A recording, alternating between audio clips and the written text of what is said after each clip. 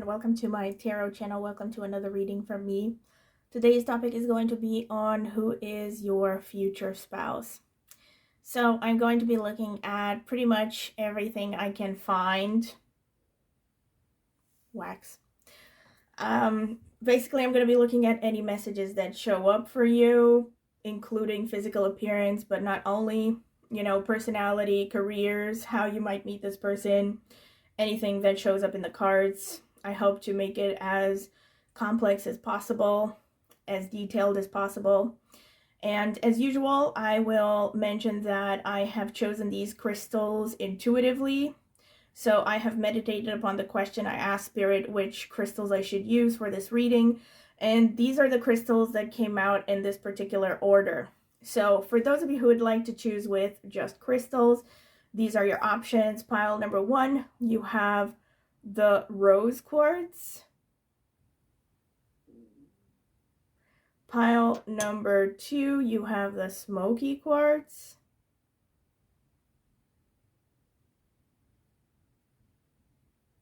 Pile number 3, you have the milky quartz. I know, lots of quartzes, but what can I say? Pile number 4, you have the ruby zoisite.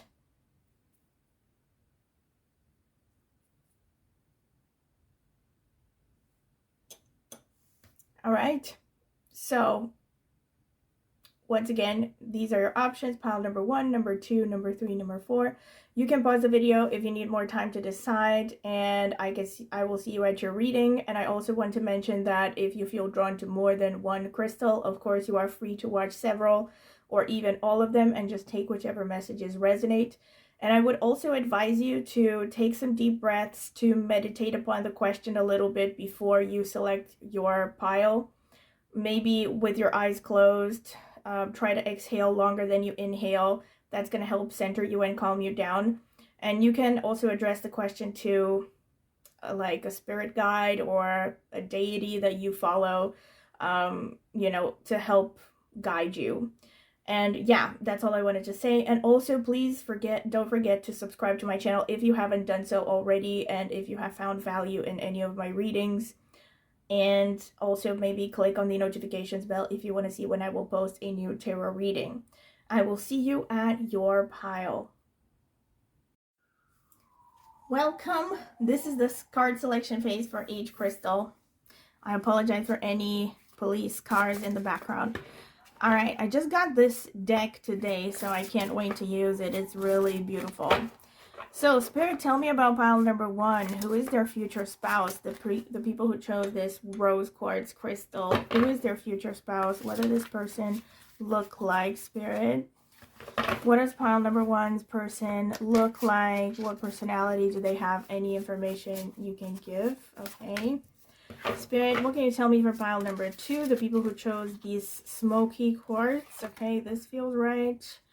Spirit, what can you tell me for pile number 3? The people who chose the milky quartz. Who is their person, their future spouse? Spirit, what can you tell me for pile number 4? The people who chose the ruby zoisite. Who is, okay. Okay, let's see what you got. Pile number 1. We have the Wheel of Fortune. All right. Pile number 2, we have the World card. Pile number 3, you have the Empress. Pile number 4, you have the Strength card. I can't believe this. All major arcana. Beautiful. Beautiful. Can I just say this? I did not, you can see this, that I just, Spirit is already paying attention. Much appreciation to Spirit. So, hello once again. This is for those of you who would like to choose with a card as well as a crystal. So these are your options. Pile number 1, you have this card over here and or this rose quartz crystal.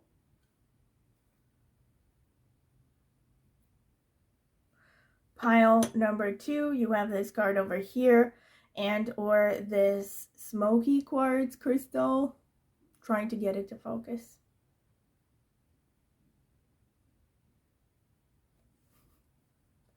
I think this is as good as it gets. Okay, pile number 3, you have this card over here and or this milky quartz crystal. Pile number 4, you have this card over here and or this ruby zoisite crystal.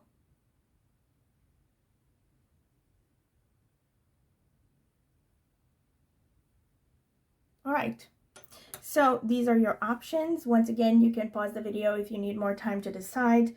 My recommendation is that you take some time to meditate upon the question, maybe address it to a higher power, a guide, a deity that you follow. Meditate with your eyes closed, take some deep breaths, exhale longer than you inhale, and then open your eyes and choose the first pile that stands out to you intuitively without overthinking it. And if you feel drawn to more than one pile, you are free to watch several or even all of them and just take whichever messages resonate. And before I sign off, I will also remind you to please subscribe to my channel if you haven't done so already. It is the easiest way to support me and it is free. And please subscribe if you have, enjoyed, found value in any of my readings. And also consider clicking the notifications bell if you want to see when I will post a new video. So thank you, and I will see you at your reading. Welcome, pile number 1. This is your reading if you have chosen this card over here, the Wheel of Fortune, and or this rose quartz crystal. Trying not to burn down my place. Okay. This is going to be the card selection phase, so I'm going to add timestamps. You can skip through it if you don't want to sit through it because I will be taking my time. Okay, so let's start with some oracle cards. Spirit, what can you tell me for pile number 1, the rose quartz crystal? Who is their future spouse? Who is pile number 1's future spouse? Whoa. All right, who is pile number 1's future spouse?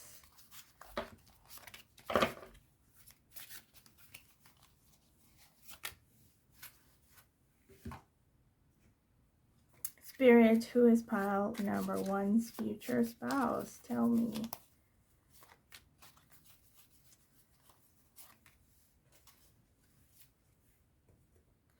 So let's see. We have release. Interesting. We have nature. We have nature and release, okay? And now we have snow leopard, self-reliance. You are strongly independent and often solitary. Integrity is important for your best outcome. Cloak yourself with invisibility and walk with the shamans. Use your intuition. Where was I? Oh yeah, and let your life unfold in silent perfection. All right, and Wolf Pathfinder, release your past and start a new journey. You are a teacher and help others find their way. There will be challenges, but your soul is strong. Perseverance is your secret power. You have a love that endures. Interesting. So these pertain to your future spouse, not to you. Okay. And let's see. We have karma. Nice. And we have soon. Whoa. Now that is a message. That is a message right there. So we have karma and soon. I'm already getting really strong messages. I was going to say, I wonder if you have like Purva Bhadrapada Ardra energy. If you come from my Vedic astrology, you know what I'm talking about. I'm also picking up Scorpio energy here. Because we have nature and we have these like really wild energies here, these wild animals, predatory and all that. So anyway, I will get more into it as I go along. Spirit, tell me about pile number 1, the people who chose the rose quartz. Who is their future spouse? Who is pile number 1's future spouse, Spirit? Who is pile number 1's future spouse? Who is pile number 1's future spouse?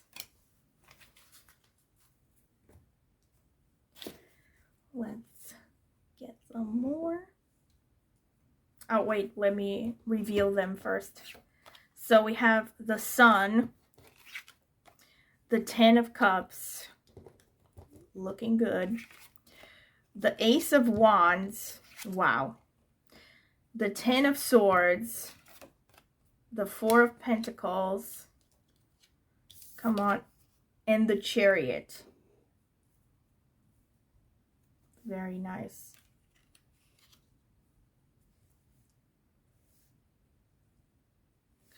Okay, let me get some more cards. Spirit, tell me about pile number 1. The people who chose the Rose cards. Who is their future spouse, Spirit? Who is their future spouse?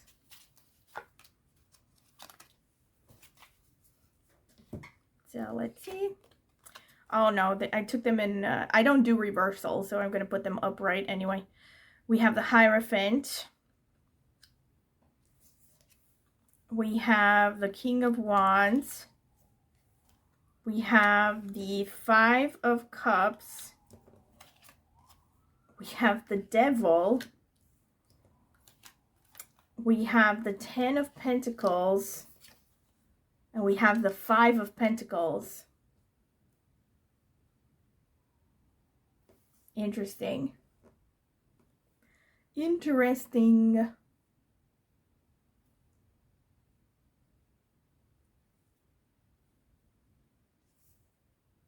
And the Wheel of Fortune, right?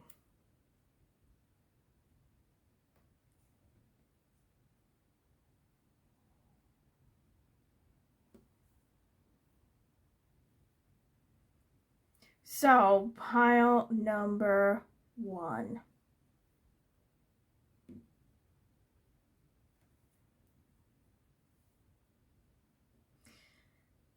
You have some really intense energies over here. I would not be surprised if this person has Scorpio energy. I also pick up a lot of Purva Bhajapara, a lot of Ardra.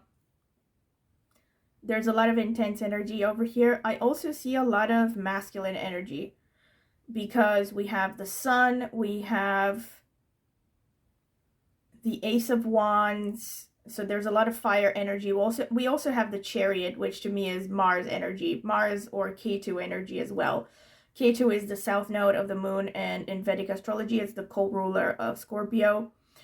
So it's a really intense energy, and it's also connected to intense emotions and spirituality, you know, the world of the spirits and witchcraft and occultism and all that stuff. And it's also interesting because you have this card with release over here, which also makes me think of Ketu, because Ketu is about past lives and letting go. And you also have karma here.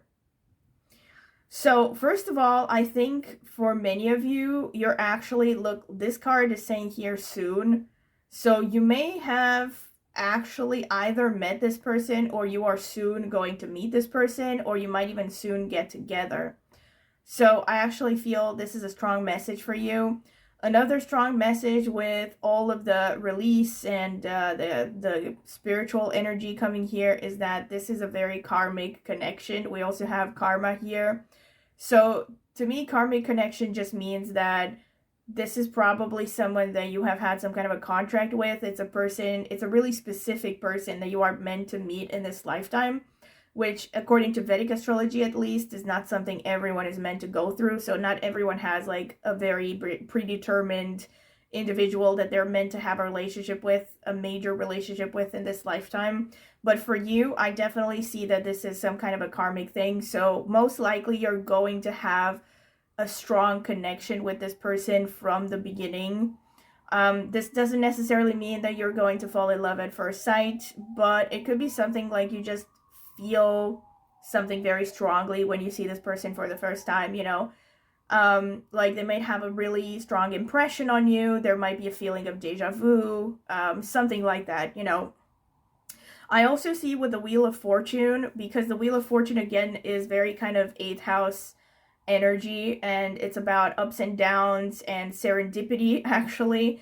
I see that you could meet this person when you least expect to, for many of you, or you could meet this person in a way that is very unusual, you know, like something like, let's say you normally take a certain route to work, and maybe a road was blocked and you had to take a different direction and somehow you bumped into this person. I don't know, something like that, you know. But it could be definitely something like that. You could meet in this person, you know, in a way that it was somehow arranged by fate, like almost seems like it was fated, like it was meant to happen in a very specific way so that you would bump into them.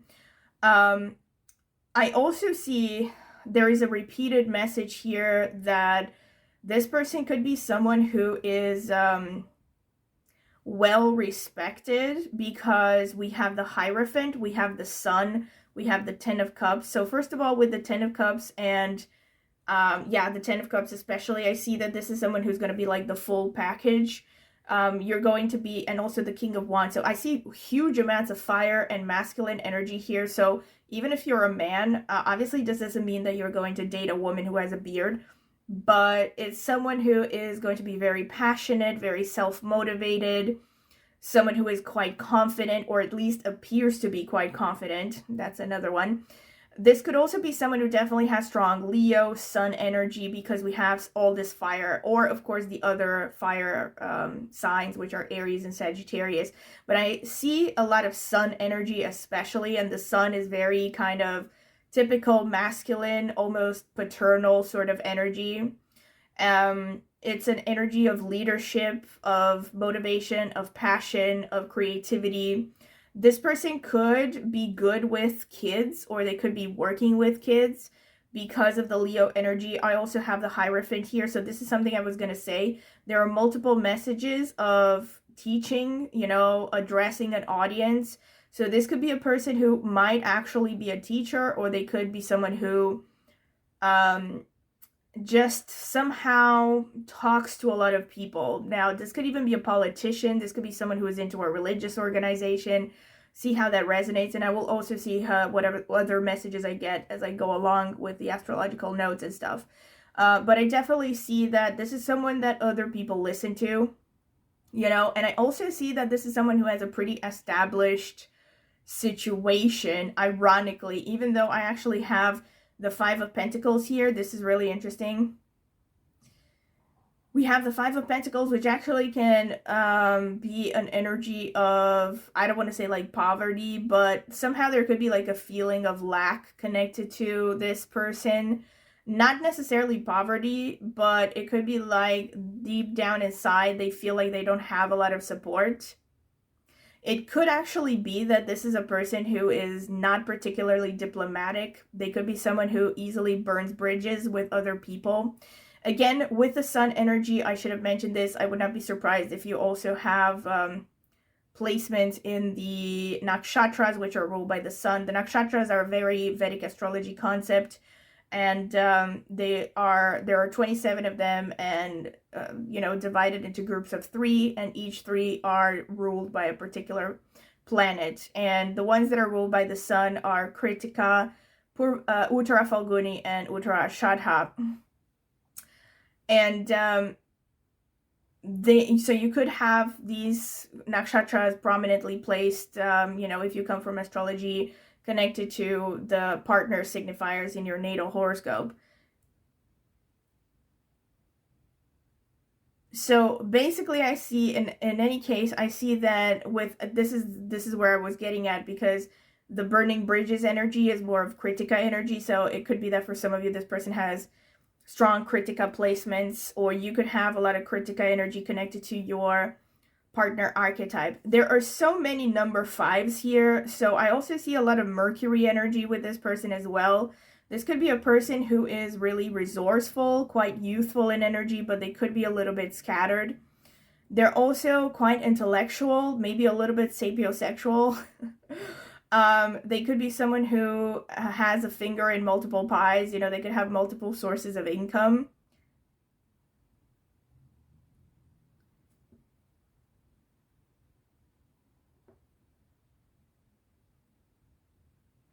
This could also be a person who, on the surface, doesn't come across as particularly flashy. They could be someone who is even quite modest in the way that they dress themselves, the way they present themselves, but most likely they have a pretty established career. You know, I see a lot of stability with this person, actually. See, the thing that I find most, let's say, potentially troublesome is this 10 of Swords followed by the Devil card. This could be a person who has a lot of inner demons, to be fair. You know, this could be someone who maybe has battled with addictions. Now, take this how it resonates. This is probably not going to be for all of you, because this could be interpreted in multiple ways. So for some of you, it could actually be that this is someone who has dealt with addictions and could have a bit of an obsessive side as well, maybe a bit hedonistic. But what is also true in general for everyone is that this person definitely has a lot of sexual energy, and they probably come across as very attractive to a lot of people. Even if this person is not the most conventionally handsome, although handsome or beautiful, they have something about them, like some kind of sex appeal or something that is very strong.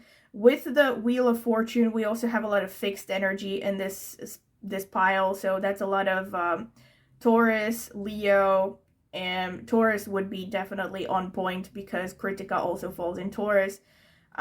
Leo or Scorpio, like I mentioned, Scorpio as well as Leo, and also last but not least could be Aquarius. So yeah, this person could have like prominent placements and fixed signs, so there could be a lot of stubbornness connected to this individual as well. But where I was getting at is that, yeah, I also see this person has a lot of inner demons. They could have also gone through some really rough times in their lives because of this 10 of Swords.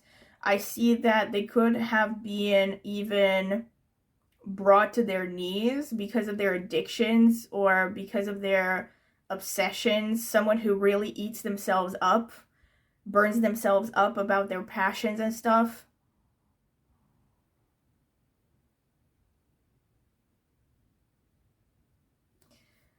Yeah, very passionate individual. Can I just say this? I'm also getting potentially a lot of Capricorn energy. So, and again, Uttarashadha, which is one of the nakshatras ruled by the sun, also falls in Capricorn. So I wouldn't be surprised if that's prominent either in your horoscope or their horoscope. In your horoscope, especially when it's connected to the partner archetypes. I also see that this could be a person who feels like they have missed out or something in life. Or it could be like this is a person who is never really satisfied with what they have. I'm getting a little bit of workaholic energy as well, like someone who's constantly just striving to get more. This could even be someone who has a poverty consciousness, to be honest. So I think that if this is a person who is well off, and I think it is quite possible that this is someone who has a financially stable situation, I think they're not someone who actually comes from money. I think they're most likely someone who has worked really hard for everything they have, because I'm getting this kind of feeling of constantly needing to prove themselves and constantly wanting to do more. You know, maybe being driven by, you know, a desire for security.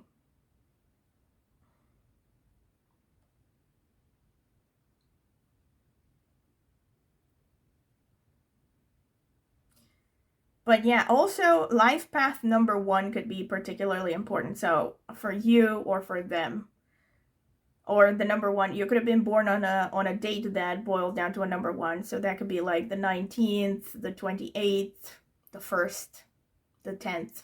I think that's about it. Yeah, or again, life path number, which is the sum of your entire date of birth, all the numbers summed up, all the digits of your date of birth. Yeah, so this is pretty much what I can get from the tarot card. So I'm going to get into the astrological notes in a bit. So let's see. Spirit, what can you tell me for pile number 1? Who is their future spouse, Spirit? Who is pile number 1's future spouse? Tell me. Spirit, who is pile number 1's future spouse? Tell me. Who is pile number 1's future spouse? Right? Alright, I think that's enough. Whoops. Let's try to organize things a little bit here.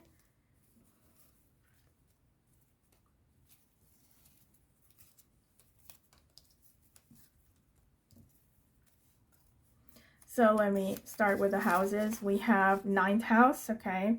That could be connected to teaching, higher education. 8th house, strong confirmation. That is the Wheel of Fortune and Scorpio energy. Third house, this person could be self-motivated, brave, entrepreneurial. Communication is somehow very important in their lives. Seventh house, all right, this can just show that this is an ideal partner, your counterpart, which makes sense for a spouse. 10th house, okay, confirmation of all the number 10s, especially the 10 of Pentacles. This person has an established social status and career. 6th house, okay, so they're very service-oriented. They want to be helpful towards others. In case you're wondering, I happen to, like, stick glue to my hand because, never mind, some hobby stuff. So, just in case you're seeing it shine, just know that it's not snot or anything. So, 1st house, this is Aries energy. 5th house, this is Leo energy. 8th house again, very strong confirmation. So we have the house of Scorpio, 8th house came out twice. And 5th house is also a very strong confirmation. I should have mentioned this because of all the number 5s that we have in the Leo energy that I talked about, because 5th house corresponds to Leo and it's ruled by the sun.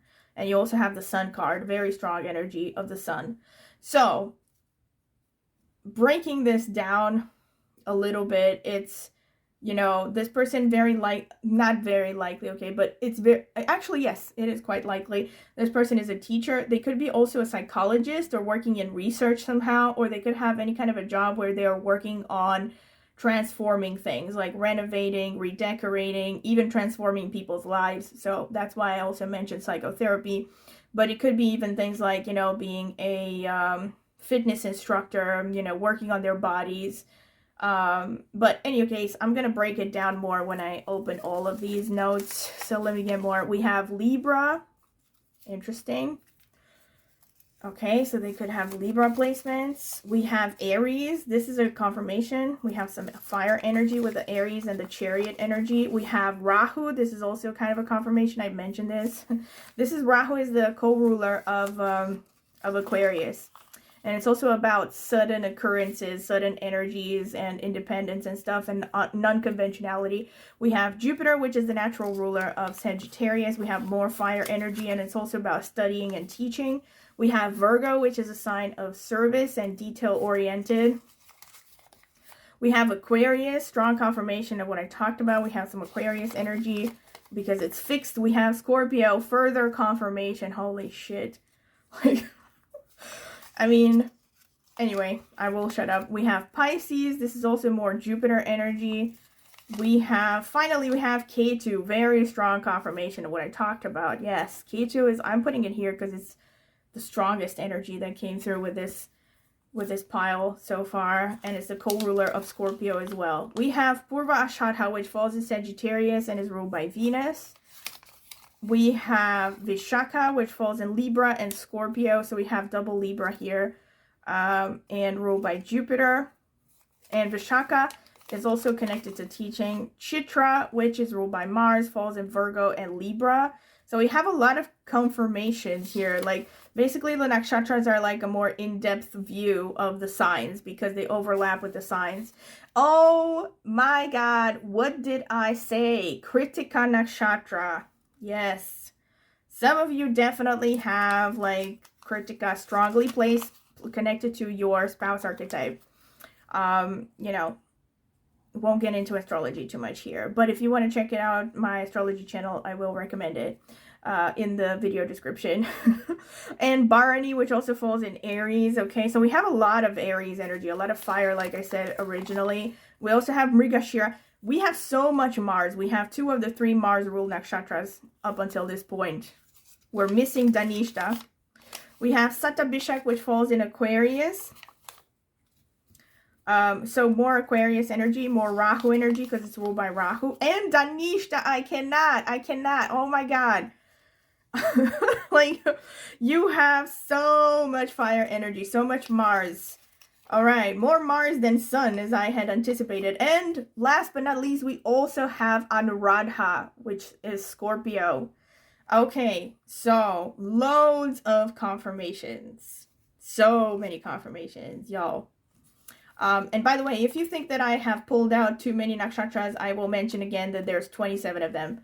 And bear in mind that I am reading for a lot of people, so it's unlikely that all of these are going to apply to each and every one of you. It's probably going to be a different combination of these factors, so I'm going to try to cover as many possible interpretations and see which resonate. And please comment in the comment section with the ones that you feel resonate. So once again, with the houses here, as I've mentioned, this could be areas of their lives that are particularly prominent, things that they're focused on, their personality and such, could be careers that they're into. This could also somehow be connected to how you meet this person, like I mentioned. And because the 8th house came out twice, this is a very strong confirmation of the Wheel of Fortune card, like I mentioned. So this is a stronger confirmation, once again, that you could have met this person in a very unusual way. Like it could have seemed fated, you know, somehow the fates arranged in such a way that you met this person. It was very unexpected. But more specifically, the 8th house can also show traveling to foreign lands, you know, especially traveling to places where there's a foreign language being spoken. It could also be dealing with anything that has to do with finances, managing finances, going to the bank, stuff like that. It could also be, or investing again, could also be anything to do with transformation or death or sexuality or psychotherapy, anything connected to research. And it could also be things connected to foreign languages. The 9th house can show an even stronger confirmation, the 9th and the 5th and the 7th houses. So you have like almost all the travel houses here, except the 12th house, which shows very far away places. So you could have definitely met this person through travels, short distance, long distance travels, but I don't see like hugely distant travels, like to, you know, totally different continents. I'm thinking, yeah, foreign countries, yes, or very far away in the same country, something like that. Could also be that you met this person online, because we have the 3rd house for some of you. We have the 7th house, like I mentioned. This person could be, yeah, you could have also met this person in a very formal setting. So this could be any kind of formal setting. I don't know. It could be like you met at a wedding, you met at, I don't know, like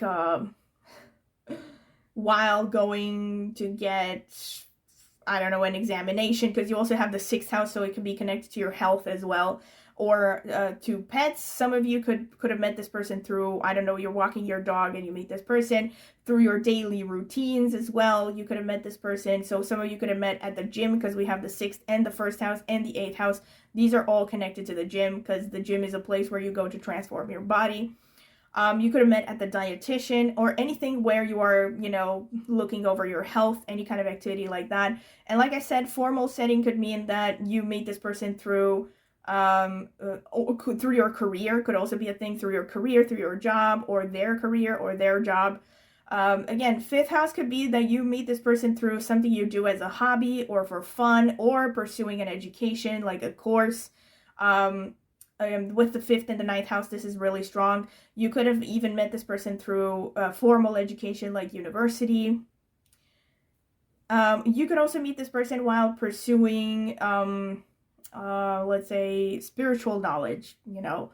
I'm not seeing so much religion here, but more like, let's say you take a course on philosophy or something like that, you know, something where you're pursuing spiritual, or of course occult knowledge as well, because we have the 8th house. With the 7th house, you could have also met this person. This is really specific. Through a partner, a business partner, something like that. Maybe even your romantic partner, who knows? Naughty. You could have met through children as well. Or you could have met through their parents, or your parents. Or you could meet them through a teacher, a guru, a sibling, especially younger sibling, or through the neighborhood, through your neighbors or through your neighborhood. And let's see what else. With respect to what professions they might be in, like I said, I think it's very likely this person is into some kind of 8th house connected. See, it's either they're, again, it could be like careers, or it could be just things that they're very good at or interested in. But the 8th house comes out the most prominent, and the 8th house is about things like research, psychotherapy, occultism, like I said. So they could even be into tarot, astrology, stuff like that, or anything occult. Hopefully they're not Satanists, but you know what I mean. So they could also be in anything, like I said, that has to do with transformation or resources, natural resources. They could even be like, I don't know, garbage collectors or something. That's a respectable job, by the way. But they could be in anything where they're transforming something into something else. It could even be literally connected to death. Okay, so I don't know, funeral directors or something. I know that's very specific, but someone has to do it, right? They could also, like I said, be working with kids. Another important thing is they could be working in some profession that they actually enjoy for a living. They could have turned a hobby into a profession, or they could be just someone who is very creative. And I think they work in one-on-one situations when it comes to their profession. So again, the 7th house is actually, and the 3rd house, a pretty strong confirmation of the Hierophant. Also the 10th house as well. Because I feel like this person is someone who has a certain degree of visibility and other people listen to them. So again, this goes hand in hand with being like a teacher, someone who, you know, addresses an audience, something like that. But again, it's also connected to working in one-on-one situations, like being a consultant, maybe even a lawyer, being a psychotherapist for some of you. This person could be into higher philosophy, traveling. They could even have professions connected to traveling, maybe that's really specific. Or they could be really well educated, like they could be in, you know, someone who has a PhD or above level of education. They could definitely be in the medical profession. I already mentioned psychotherapy, but for some of you, this could actually be a doctor of any kind. You know, they could have actually gone through the medical training with the 6th house. They could be working with animals for some of you, because we also have Mrigashira. In any case, this person could really like animals, even if they don't work with animals. They could have pets, and pets are important to them. The 1st house coming out very strongly means that they have a strong presence, they have a strong personality, their physical body could stand out somehow. They could have a strong physical body as well. And because we have the 1st, the 6th, and the 8th, like I said, I think that this is someone who probably goes and works out regularly. And not goes, I say goes because, you know, most people go to the gym, but maybe they work out at home. It doesn't matter. You know, there's someone who looks like they really take care of their body, and they probably care about eating healthy. We also have Virgo, so that kind of confirms that as well. Because we have,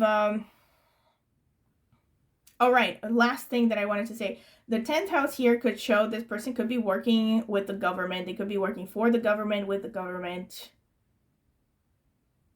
Like, wow, 8th house, actually, this is really specific, but again, not for everyone. I mention this all the time. But for some of you, this person could be into military or police, because we have 10th house, we have 8th house. We also have Mars, Aries. Mars didn't come out as a planet, but we do have a lot of Mars energy. We have Aries.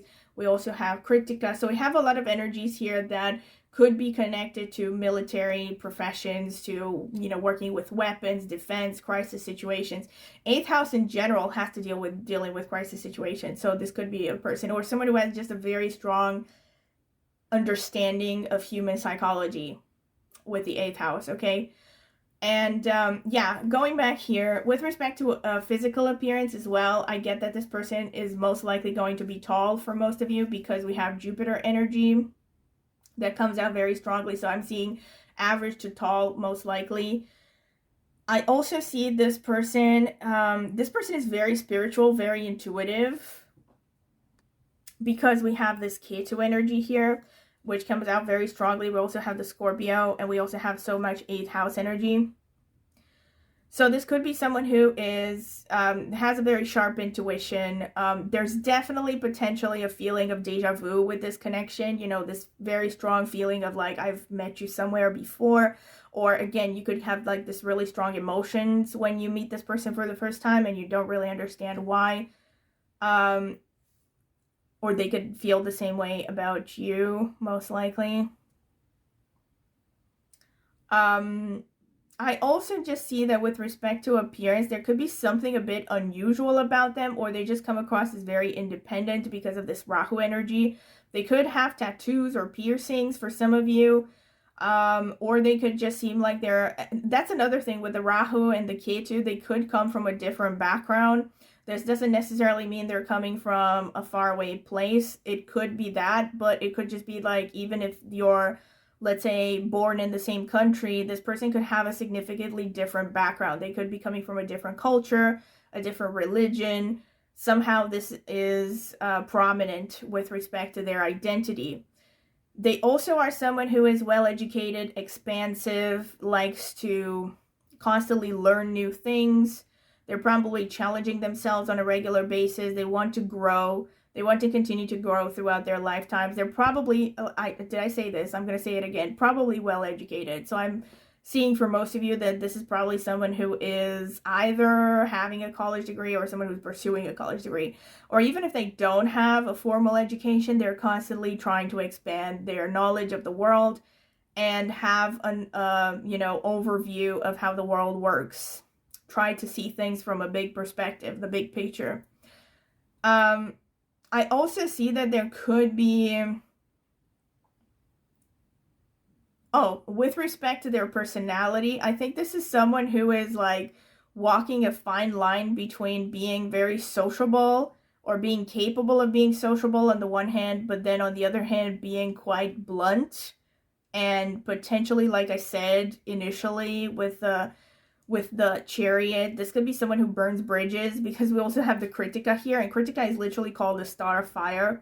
So, and it's a nakshatra, just like the name suggests, that is known for how critical it makes people. So this could be someone who has a sharp tongue. Can I just say this right off the bat? And we also have a lot of Mars energy, like I said, So this could be someone who has a pretty sharp tongue. They are very, not just inquisitive, but someone who is very detail-oriented. We have Virgo here. So they're very good at, like, pinpointing exactly what is wrong with a situation or a person. So they could also be argumentative and sharp and maybe perfectionist as well with the Virgo and the Libra. But with respect to appearance, I feel like for most of you, this is a person who is above average in attractiveness. Maybe they're not the most like gorgeous drop dead person on the planet, but even if they're not like good looking in the most conventional sense, they are someone that a lot of people find attractive. Like I said initially with the Devil coming out, this is definitely someone who has like a strong root chakra, so I see a lot of sexual energy potentially. So they could just have this really charismatic aura about them. And also with the 7th house coming out. Yeah, Aquarius. Okay, so they're very unconventional, very independent, and they could come across as very cold, actually, for some of you. I don't see this person coming across as like an open book or anything, I'm not getting like golden retriever energy here. I'm seeing like it's more likely that this person probably has like a front that they show to the world, but they're like I said, they're probably walking this thin line between coming across as approachable on the one hand, but keeping people at arm's length on the other hand. And also there's someone who is very mysterious, like what you see about them is the tip of the iceberg, and there's a lot there that they don't show to the world.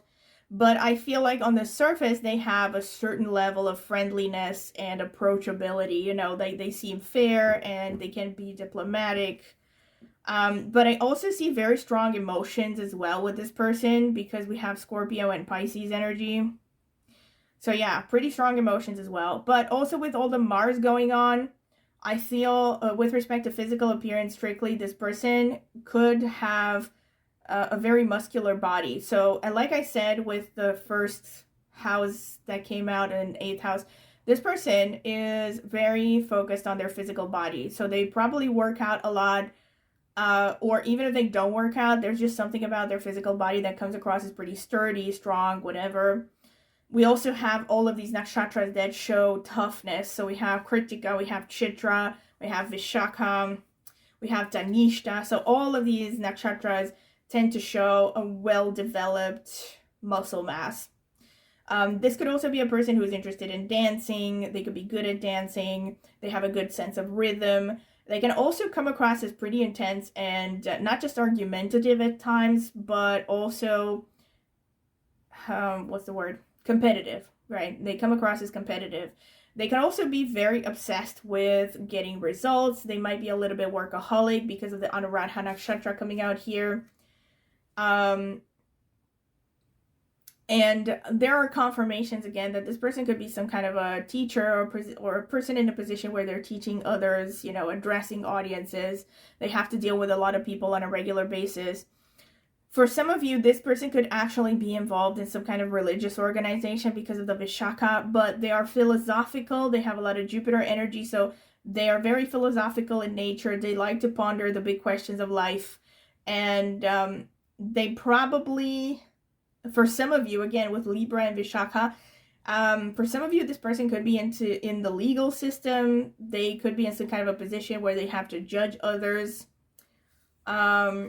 They could also be very artistic, though, because of the Dhanishta and everything. Very artistic and expressive sometimes as well. They could really love music, and that's another thing. And this is really specific, but makes me think of Villanelle in Killing Eve. But for some of you, this person could really like military music or things that have drums in them. You know, it makes me think of that scene in Killing Eve where she listens to national anthems to relax. If you haven't seen Killing Eve, you know, the main character is a psychopath, so she's very weird. Hopefully, you know, I'm not saying this person is going to be a psychopath, you know what I mean?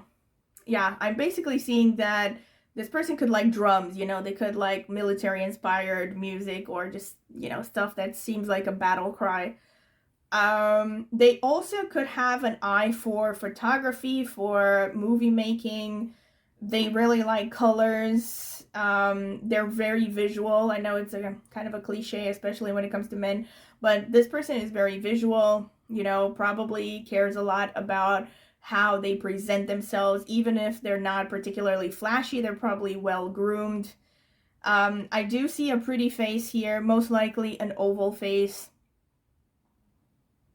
I see that this person is probably, like I said, they have a very good intuition, very sharp. This person could be like into detective work, all right? This is really specific, but for some of you, I'm getting Agatha Christie stuff here. And again, Bharani is a strong confirmation that for some of you, this person is into psychotherapy or they're psychic or something. And this person can also relate easily to large groups of people, or a lot of people are drawn to them because of the Sattva energy. But also the Sattva energy is a confirmation of what I said earlier, that this person could come from a background of struggle. You know, they could be someone who has been hurt a lot in life. They've gone through a lot of pain. And somehow that pain has helped them become a better person. And it's something that they use on a regular basis. And it helps them relate to others and explain stuff to others better. You know, this is kind of a wounded healer sort of energy with Sattva. I actually had a video on my astrology channel specifically about this nakshatra if you're curious to check it out for more information. But for those of you who come from tropical astrology, maybe it's similar to Chiron. If you are familiar with Chiron, it's kind of like that. So this person could have this kind of they could be a bit of a wounded healer archetype, you know. They could also be drawn to the sea or to water. They might really like, yeah, they might really like water. Maybe water sports is a thing as well. They could also be drawn to forests and animals. Like I said, there are so many confirmations of this. We also have nature here, and we have Mrigashira.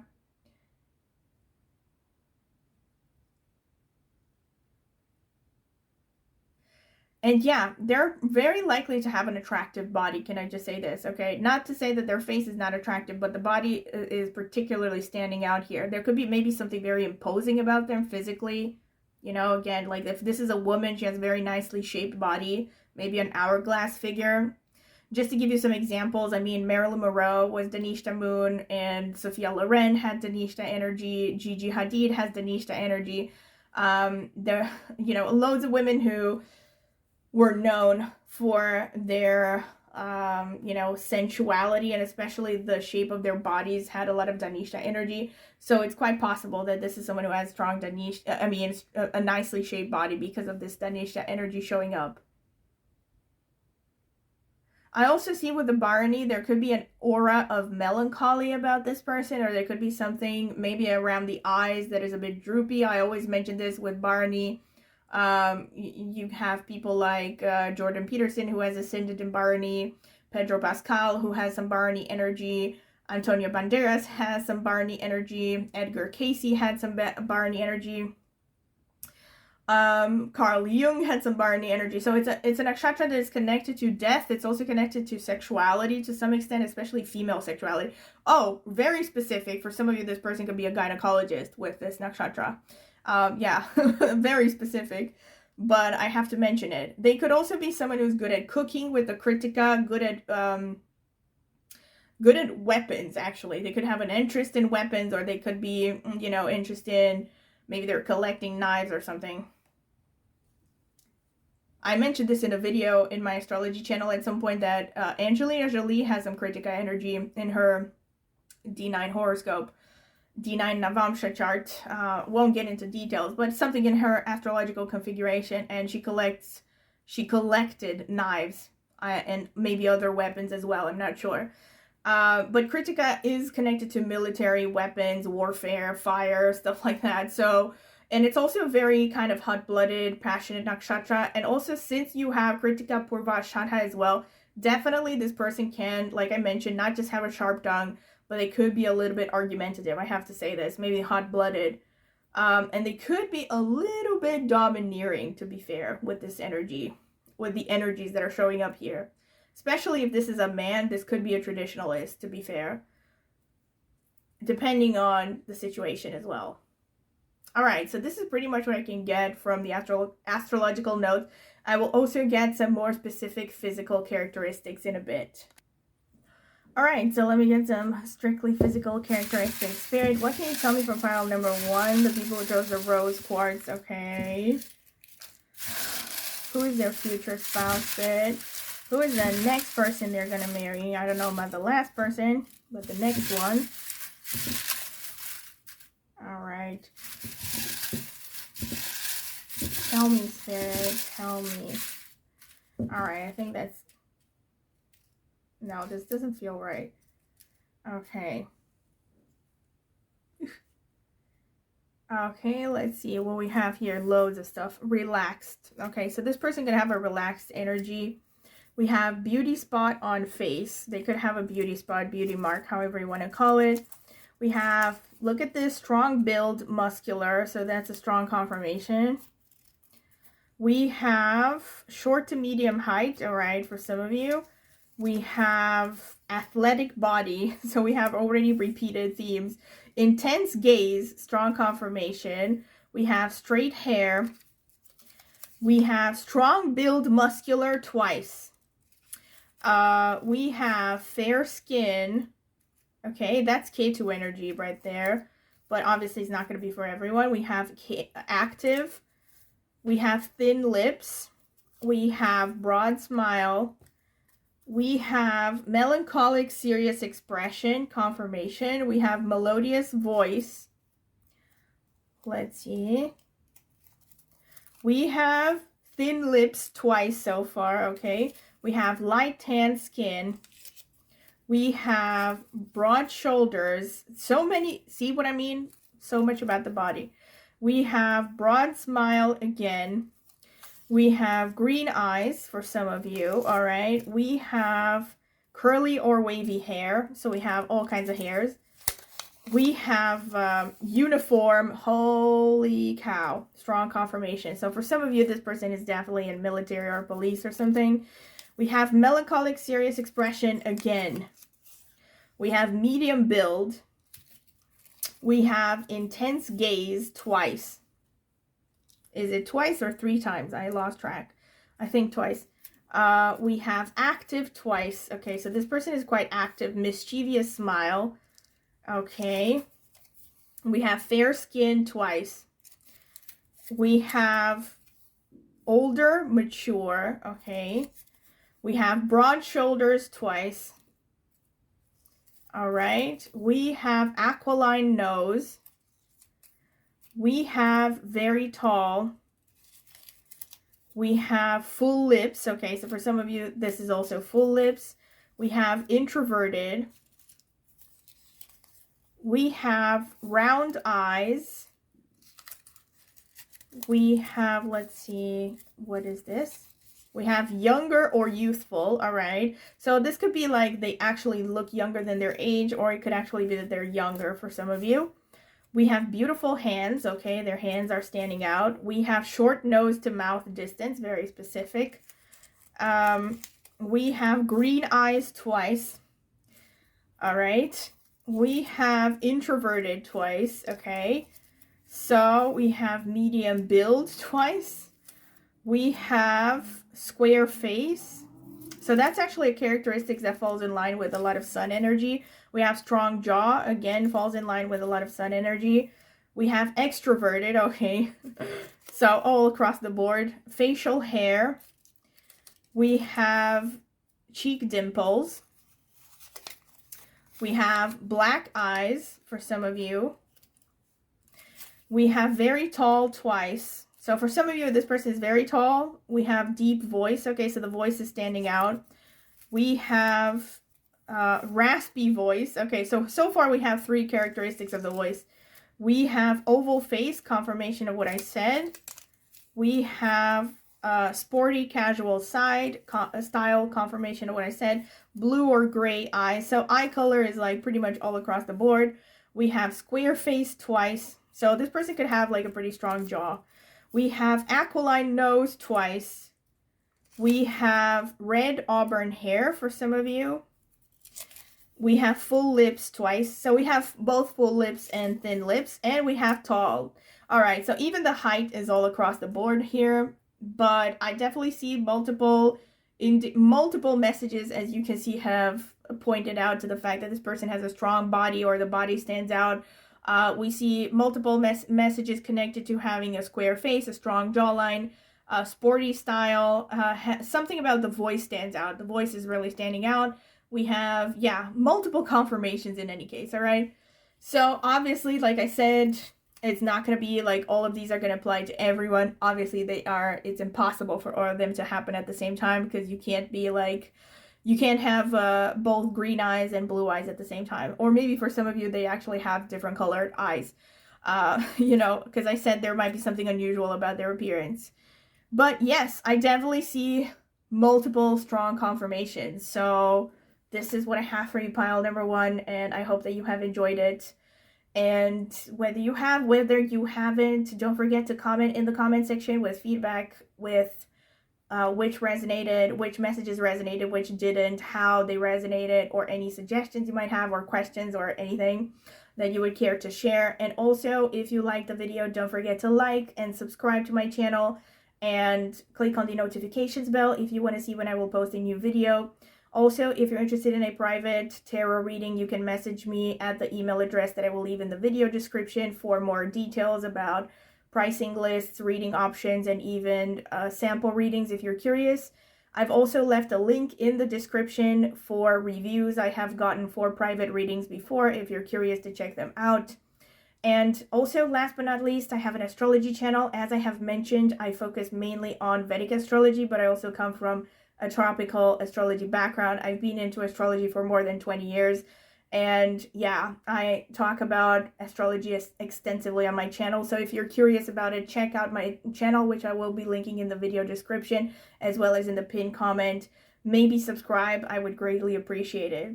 And I hope that you have enjoyed this. And yeah, I hope to see you at my next tarot reading. Bye! Welcome, pile number 2. This is your reading if you have chosen the World card over here and or this smoky quartz crystal. This is going to be the card selection phase, so I'm going to add timestamps if you want to skip through it, because I will be taking my time. So let's see. Spirit, what can you tell me for pile number 2? The people who chose the smoky quartz. Who is their future spouse, Spirit? Who is pile number 2's future spouse?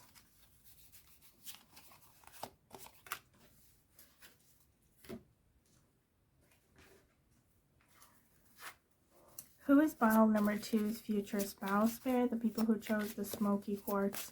Who is this person? What can you tell me about their appearance, their personality, Any kind of information you would like to share, Spirit? Nah. Never mind. I will pick it up after I'm done. All right. Spirit, what can you tell me for pile number 2? The people who chose the smoky quartz, tell me.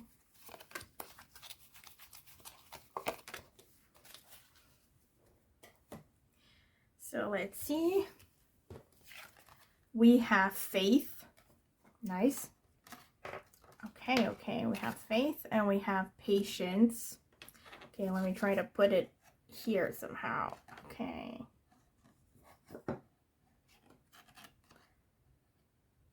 Damn it. It's fine. All right. Ooh, we have tiger, fire. I choose to be unstoppable. My passion is my power. I am bold. I am brave. Mighty forces come to my aid.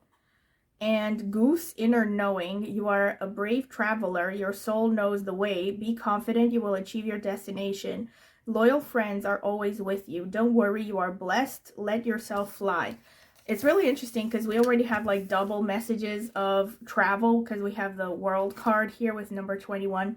This card is ruled by Jupiter, so because number 3 is ruled by Jupiter in numerology. And we also have faith, which is a Jupiter theme. Interesting. We have multiple confirmations already, and I haven't even gotten into the tarot cards. We have learning, which is another Jupiter theme. And we have respect, number 26, which is boiling down to a, this makes me think of R-E-S-P-E-C-T, you know, that song by, I think it's Aretha Franklin. Anyway, won't get sidetracked too much, I promise. Okay, so let me get the cards. Spirit, tell me. In any case, I wanted to say there's a lot of Jupiter energy already, so I'm going to see how it progresses if we have further confirmations of that. Spirit, tell me about pile number 2, the people who chose the smoky quartz. Who is their future spouse? The smoky quartz group. Who is this person? Anything you can tell me about this person, Spirit? We have 6 already. That's enough. Let's see. We have the Ace of Pentacles. The 8 of Wands, more energy of travel, and the number 8. We have the 2 of Pentacles, okay, busy bee. We have the Hierophant. This is teaching, so connected to Jupiter as well.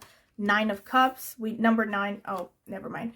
10 of Pentacles. I was going to say number 9 is connected to Jupiter, but by stretching it, because the 9 is the 9th house. Yeah, it's ruled by Jupiter, but not numerologically. Numerologically, number 9 is ruled by Mars. Anyway, let me get more cards. Spirit, what can you tell me for pile number 2, the people who chose the smoky quartz? Who is their future spouse? Who is pile number 2, smoky quartz? The smoky quartz people. Who is their future spouse? Spirit, tell me.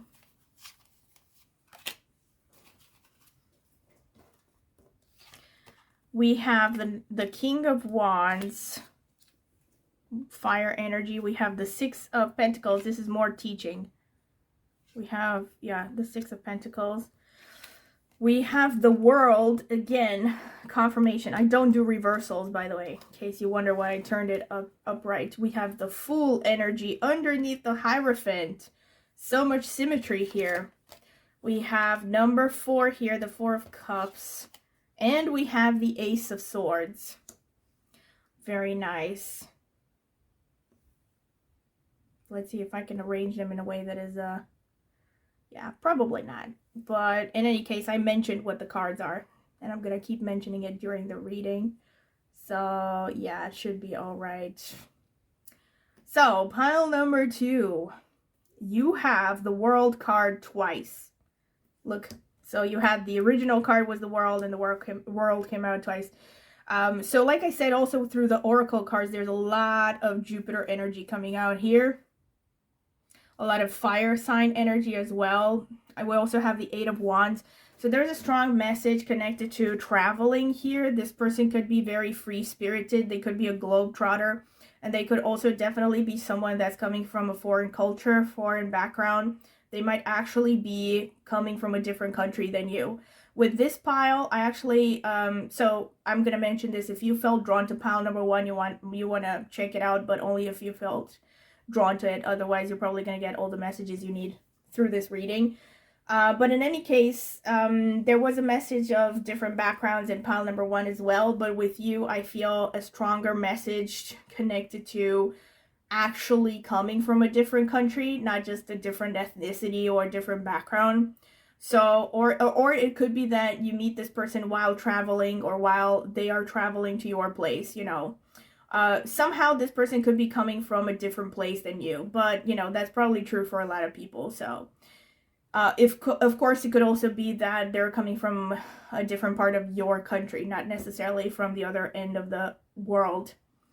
But yes, there's this strong Jupiterian energy. So there's also fixed sign energy, because you see the fixed signs here on the world card. So we have Taurus, Leo, Scorpio, and Aquarius. There's a lot of fixed sign energy here. And we also have the message of teaching and learning. We also have the Hierophant here. So for some of you, this could be a person who is quite sought after when it comes to their advice. So this could literally be a teacher for some of you, or some kind of an advisor. They are in a position where they are sharing knowledge to others. Because the Six of Pentacles is very much connected to teaching, this could literally be a teacher. But it could also just be a person who's very service-oriented, very generous. They want to share their expertise with others. They also might be charitable. They might be into giving money to charity. Generous. This person's love language could be gift-giving. I don't normally talk about love languages, but here it's coming out pretty strongly, because we also have the Ace of Pentacles. We have the Ace of Pentacles and the King of Wands underneath. So I think for many of you, this person is someone who is pretty well off financially. We also have the Nine of Cups here, which is kind of a message of abundance all around. And we also have the Ten of Pentacles. So this person could be someone who comes from a pretty strong financial background and has a pretty stable situation with respect to their professional life. They also have a certain level of respectability within their community, I feel. They could also be quite well known as well. I feel this is a person who's actually quite enthusiastic. We have the Two of Pentacles here as well. So this person could be really busy as well, like a busy bee sort of energy. But yeah, they're probably fast acting as well, quite active. They like to travel, like to be on the move. But what I was going to say is this person has an open heart. Like, this is someone who is quite enthusiastic, quite, you know, maybe even has a kind of childlike innocence about them. This is quite possibly someone who is going to open up to you maybe before you open up to them, or they're going to try to earn your trust. You know, and with the Hierophant, there's definitely also the message of, well, this is about future spouse. So, because the Hierophant came out in pile number 1 as well. But the Hierophant also has to deal with, on the one hand, marriage, but it can also deal with religion. So this person could be religious, or they could be even involved in some kind of religious teachings or spiritual teachings. But also it could just be, like I said, that they are addressing an audience. So for some of you, again, this could also be this person has like a strong social media following. But since I don't have like multiple indicators, I mean, I'm going to see what else comes through the astrological notes. Just based on these cards, I would not necessarily go to strong social media following. It's just that it's more likely that they have a large group of people that they connect with on a regular basis. So this could just be like their job. You know, they could be in a senior position. Maybe they're a manager. Maybe they are, like I said, addressing an audience. So this could be like a teacher, a presenter, something like that. Maybe they have a lot of presentations to do for work. We also have Respect card here with number 8, which is ruled by Saturn. So yeah, I feel like this person is actually someone who has a pretty respectable position. They also come across as quite stable. We have the Tiger here. So I wouldn't be surprised if this person has strong Chitra or Vishaka energy in their horoscope. If you come from Vedic astrology, you know what I'm talking about. These are nakshatras or lunar mansions. So they're basically like a zodiac within the zodiac. You know, they overlap these signs, but there's 27 of them and they're much more detailed than the zodiac signs.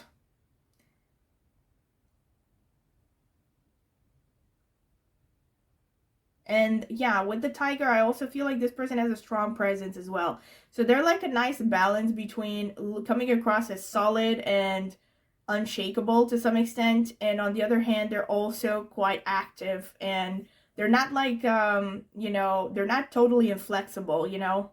I also see someone who likes to move around, likes to keep an open mind because of that initial Jupiter energy. Again, this person could also have placements in Jupiter's nakshatras, which again include Vishaka as well, but could also be Purva Bhadrapada or Punarvasu nakshatras. And it could also be that this person has placements in Pisces or Sagittarius, or strong placements in the 9th or 12th houses, but we'll see more of that with the astrology. What I can see as well, like with similar to pile number 1, like I said, loads of fire energy because of the King of Wands coming up. Not as much with you, actually, as with pile number 1, but there's still hefty fire energy here. So this person is pretty passionate, self-motivated, but I also see more of a grounded energy here. I also see a lot of earth energy. And I also see some water here with the 9 of Cups, and we have the 4 of Cups underneath. See, the 4 of Cups is really interesting because we have the 9 of Cups and the 4 of Cups. This could actually be a person that may not like you at first, or that you don't like at first, or it could be like, I mean, meaning not to be taken too seriously. It's just likely that this is not going to be like a love at first sight thing. Either for you or for them. It's not going to be like you're going to be smitten from the moment you see them. But it's more like you're going to grow on this person. They're going to grow on you. And I also see that this person is someone who has strong boundaries. They know what they want, and they don't take shit, and they don't compromise.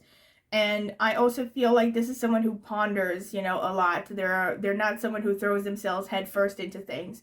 I see a lot of rational energy as well, more so than with pile number 1. This person seems pretty in control of themselves. We have the Ace of Swords as well.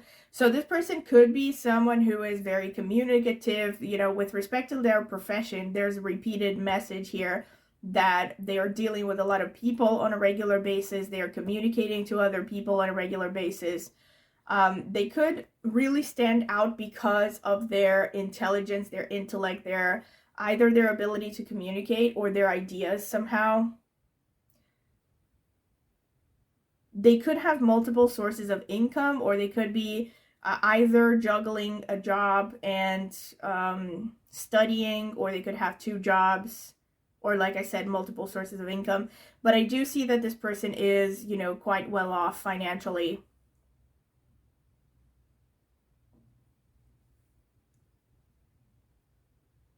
And they love to travel. Also with the 8 of Wands, this is interesting. See, the 8 of Wands and the 6 of Pentacles underneath. This could be that you might meet this person while traveling or while studying something online. Studying or teaching. What else can I see? Let me see. This person comes across as pretty romantic as well. And they could be coming from a different ethnic background, like I said, so that could show in their appearance somehow.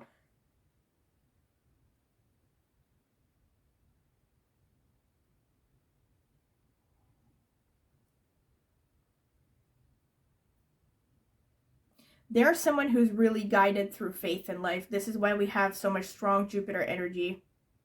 This is also why you have the faith and the patience. These 2 cards are very, very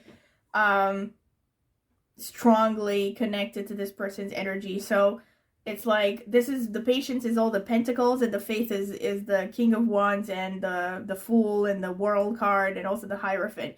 So if you look at both the Hierophant and the Fool card, these seem to be people who are just throwing themselves blindly into things, you know. So I think this person is someone who's guided by a very strong sense of inner faith, like a vision, you know. There's someone who just has like an overview of what they want to achieve, but they might not be very good at details, to be honest. So they do have a lot of optimism, I will say this. They could have an aura of optimism as well, and confidence. And I also feel like faith in humanity, pretty much. This person could also maybe have some strong Venus energy as well. But we'll see what the astrological notes have to say. So this is pretty much what I can get from the tarot cards. We'll see what the astrological notes have to say as well. So tell me about pile number 2, Spirit. Who is their future spouse? Who is this person?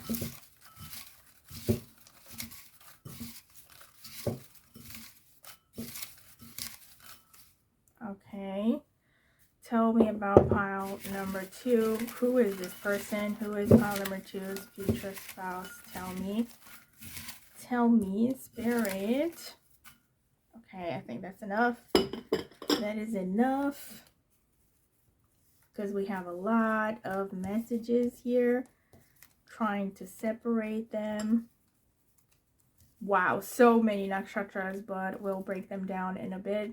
So let's get to the houses first. So this could show how you meet this person, or areas of their life that they are particularly prominent for them, maybe careers, stuff like that. So we have 4th house. This shows that you could have met this person at home. This person could just be a homebody. They could also have maybe some strong Cancer energy going on. We have 10th house, which is a confirmation that they could have an established career, credibility, respect. 10th house twice. They're also very hardworking. They could have, like I said, a respectable position. The 1st house shows that their physical body is strong. It stands out. Their personality stands out. They have strong presence. 3rd house is confidence and bravery and independence. 3rd house twice. This person could be self-employed or an entrepreneur. They could have their own business, because the 3rd house came out twice. We have the 6th house. This is focused on service.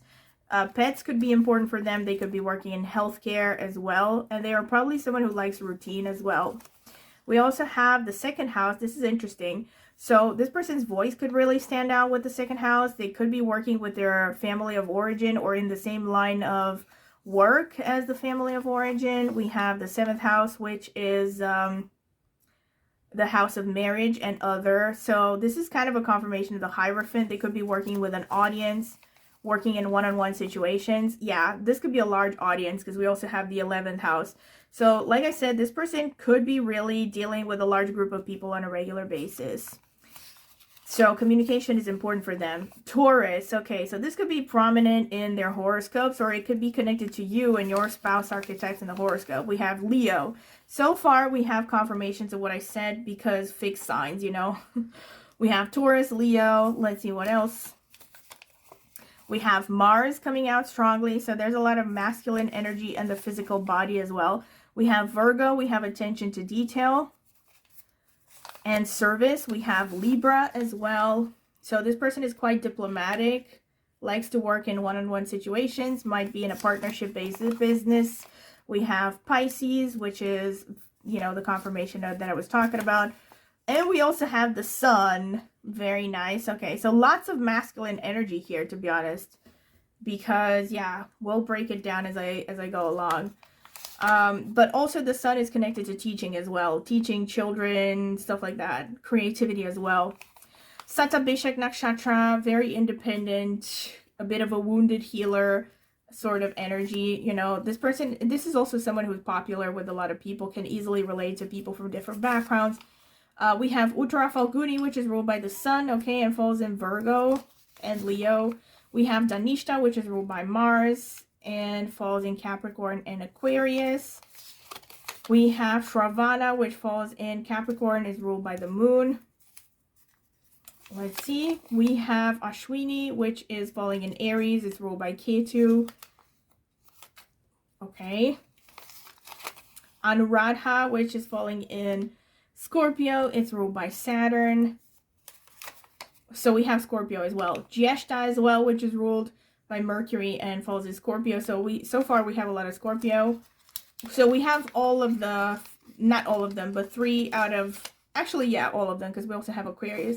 We have Maga, which is falling in Leo. So we have a lot of fixed sign energy. That's what I was going to say. Okay, so this person could be really well known with Magha. We have Chitra, not surprised. This is a very strong confirmation. Very, very strong. Because we have, like I said, the tiger. So the animal associated with Chitra is connected to the tiger. Is the tiger, sorry. So, and we also have Mars, and Mars came out. Yeah, strong Mars energy with this person. We have Mula, which falls in Sagittarius. So here we go with the Sagittarius energy that I was talking about with the World card coming out twice.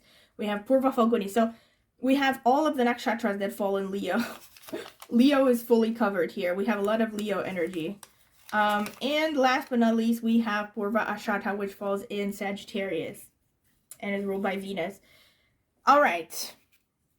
So lots of really strong energies. Okay, very strong confirmations as well. So, like I said, loads of fire. I do see, again, I'm going to start from the beginning by saying that it's unlikely that all of these are going to apply to all of you, because I'm going to be reading for a lot of people. It's most likely going to be a combination of different factors, so I'm going to try to cover all the different explanations of these energies that I can find. So the houses here can show how you met this person, or it can show areas of their lives that are very prominent, what they're known for, what stands out about their appearance, so on and so forth. So when it comes to areas with respect to how you met this person, right? The World card came out twice, so that was already from the beginning a strong confirmation that this person could have traveled to your place, or you could have traveled to their place. Maybe not specifically for you to meet one another, but it could be that this person is coming from a different place than you, basically, which again is pretty vague. I know most people are probably not going to marry someone that was born in their hometown, although maybe they do, I don't know. But in any case, yeah, this person could come from a foreign background, so you could meet them while traveling. That's an explanation, but I actually don't see it as much for you as I saw it for pile number one, because with pile number one there was also a bit of a travel theme, but in your case we actually have more prominently, we have the 3rd house and the 7th house, which are the main travel houses showing up here. So this shows that most likely if travel was involved, it could have been like just traveling within your city, like literally running errands. This person could be moving into your neighborhood. You could have moved into their neighborhood, so you could be neighbors. You could have met through siblings, especially younger siblings. And you could have met them through short-term travels, you know, like let's say no longer than a week. And most likely not to very far away places, like maybe a foreign country, yes, but I don't see like very exotic, very foreign situations, you know, and most likely like short-term travels, okay? So it could even be domestic travel within the borders of the same country. One possibility, not for everyone. You could have also met this person online, while at home as well, because the 3rd house is also communication, online medium, and we also have 4th house, which is the home base, right? So you could have met at home. You could also meet this person, or you could have met this person while looking for an apartment or something to do with a vehicle, maybe, I don't know, car service or buying a car. You could have met this person through any kind of formal setting, so this could be their profession, your profession, or any kind of formal setting. I don't know, like, I don't know, like voting even, you know, anything formal. Think of any formal situation. You could have even met at a funeral. I know that sounds grim, but it could be. It could also be that somehow you were introduced by someone at work, or somehow there's a work connection here, so the 10th house is coming out strongly here. Yeah, so you could have been introduced through someone at work, or like I said, it could be you met through each other's work. It could also be that you have met somehow through a court of law, or through the government, through some kind of like ruling power of the government. Again, very specific, not for everyone. You could have also met this person through your daily routines, while dealing with pets, or while taking care of your health, like getting health checkups, or maybe seeing a therapist, something like that. Dealing with nutrition, or going to the gym. You also have the 2nd house, so this shows you could have met through your family of origin or their family of origin. You could have also met through your elder sibling. or your friends and in a circle of acquaintances. You could also meet this person through any kind of event where there are a lot of people invited. So like a concert. Let's see, what else? You could have met this person close to your home base. This is a repeated theme. So for some of you, it's definitely the case that you met them at home, maybe online, maybe even in your hometown. I also see with respect to their energy, like I said, so the 10th house coming out twice, the 3rd house coming out twice, more than the first pile. I feel like for you, this person is self-employed. They could be an entrepreneur. Whichever the case is, they're someone who uses communication a lot for their profession, and they probably have a respectable position, a certain level of visibility. And we also have like the 10th house coming out twice as a strong confirmation of the respect card that we had initially. They could also be into real estate, working with cars, vehicles in general, not just cars. Maybe they have boats, I don't know, any kind of vehicles. Also, you could have met through the mother side of the family, very specific. The mother side of the family or their mother side of the family, their maternal lineage. Yeah, their maternal side of the family. The physical body is standing out. Their hands are really standing out with respect to their appearance, right? So the chest area is standing out. Their hands, their legs, their feet, and their calves. That's very specific, but it stands out. The chest area, did I say? Yeah, chest and stomach is standing out. Abdomen in general, actually. Their voice is standing out, their face is standing out, so they could be pretty good looking, I guess, with the face standing out. The hands, like I said, hands, arms, and shoulders are standing out about their physical appearance. And like I said, in their profession, they probably have to deal with large groups of people. They could be working, like I said, as a teacher, but also as a consultant, as a therapist, running errands. They could even be a cook, or they could really like cooking, real estate, medical profession. They could be working for the government, for the state, or they could be, maybe they're volunteering for the state. That could be something. They probably have a, second house is a strong confirmation that this person has a good financial position. They could have a lot of savings. They could actually be directly working with money for some of you, working in banking, finances, but also just a confirmation that they might have their own business. With Taurus and Virgo, I see this is a confirmation of the strong earth sign that came through. So we Virgo and Taurus. So, this person comes across as pretty stable. There's an aura about them that's pretty solid, unshakable. They could come across as trustworthy. We see also the stubbornness here, actually. Loads of Venus energy. So this explains why they might have a pretty face, because we have Taurus and Libra. And not just a pretty face, a nice voice. They could really like the finer things. That's another thing. They might like good food and beauty and perfume and all the good stuff in life. They like, they like to enjoy themselves. They could have like something about them, like maybe they like to wear designer clothes or wear jewelry or wear, I don't know, fancy stuff that shows off not their status necessarily, but, just fine things, beautiful things. They like beautiful things, especially since Chitra came through. Definitely for some of them, they really like jewelry.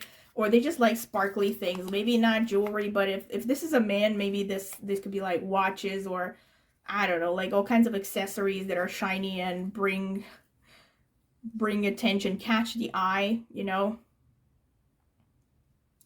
We also have a lot of Mars energy. So this person could be very active, like I said. There could be a lot of aggression as well, to be fair, because Mars is a very kind of warrior energy. And we also have Sun. So like I said, loads of masculine energy, actually. I actually see more of a masculine energy than feminine here, which doesn't mean that, of course, there aren't going to be women, for those of you who are interested in women, but even the women are going to present some of these characteristics, self-motivated, pretty tough, ambitious, driven, hardworking.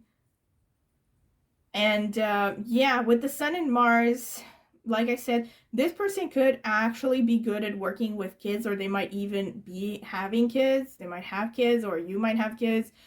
You might meet through your kids, maybe for some of you. And they're also very faith-based with the Pisces. This is the card here, faith. They probably have a strong sense of faith. Either they're religious, or again, even if they're not religious, they have probably their own definition of faith or something they believe in. So in any case, faith plays a huge part in their lives.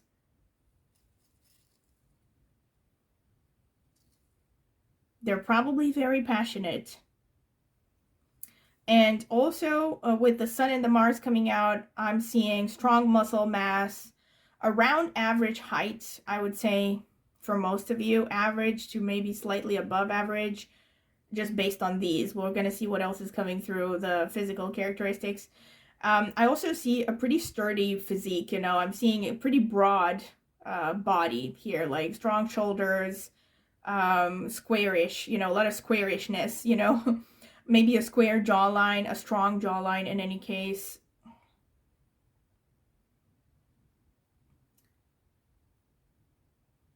And a nice smile. Pretty bright though, pretty bright. Like I'm seeing more of an optimistic aura here.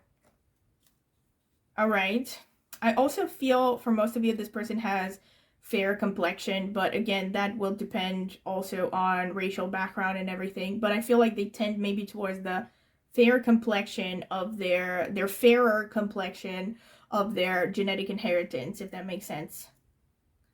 They also have, with all these nakshatras coming out, so I'm seeing definitely beautiful. We have Purva Falguni here, so it explains why the second house came out as well. So I feel like their face is really going to stand out for most of you. They could have traditionally beautiful features with Taurus and Purva Falguni, so a lot of Venus energy here. So this means they could have nice skin, they could have beautiful eyes, they could have a nice smile, balanced features, you know, harmonious features. Again, even if this is a man, there could be something really pretty about him. Also, there's like a certain level of tastefulness about their appearance, you know, like a balance, you know, with the Libra showing up as well. I also see with Dhanishta, with Dhanishta, with Chitra, this person has strong muscle mass, definitely. Strong muscle mass, oval face. I also see some feminine energy here with the Sharvana, though. See, this is interesting. Uttara Falguni as well. Yeah, wow, this person is very stubborn, like really stubborn. There's something like a there's a bit of an ox here. Like I don't mean this like an insult or something, but if this is a man, like yeah, the Taurus and the Uttara Falguni, there's a lot of like cow energy here. So someone who's like gives that energy of inertia, immovability.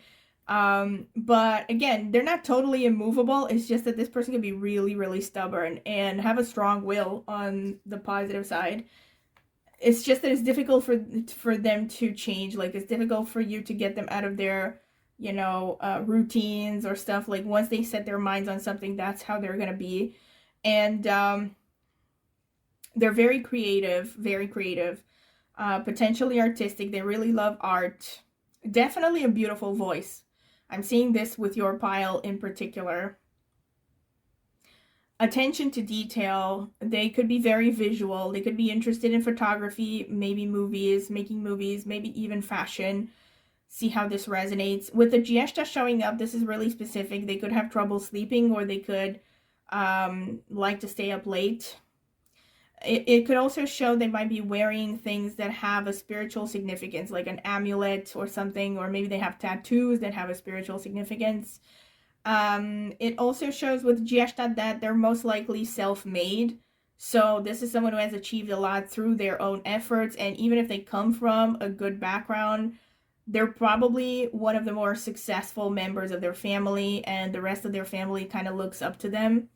They're seen as kind of like the senior in the family, so to speak. I definitely see a tendency to be argumentative with this person. This could be someone who likes to fight for fun. to be fair. They might like, you know, fighting and making up or something as foreplay. That's really specific, but I do see it here for some of you. This is, again, very specific. They could like horses. They could like, maybe they're even working with horses, but I think for some of you, they just like horses. Maybe they like horseback riding. I don't know why I thought Brokeback Mountain just now, but ignore me. Ignore my intrusive thoughts.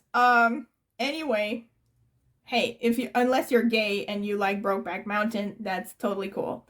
Danishta, all right, this, I don't know if I said this, but I wanted to say it. This person could be in military, or they could be working for the government, or they could like music that is pretty tough.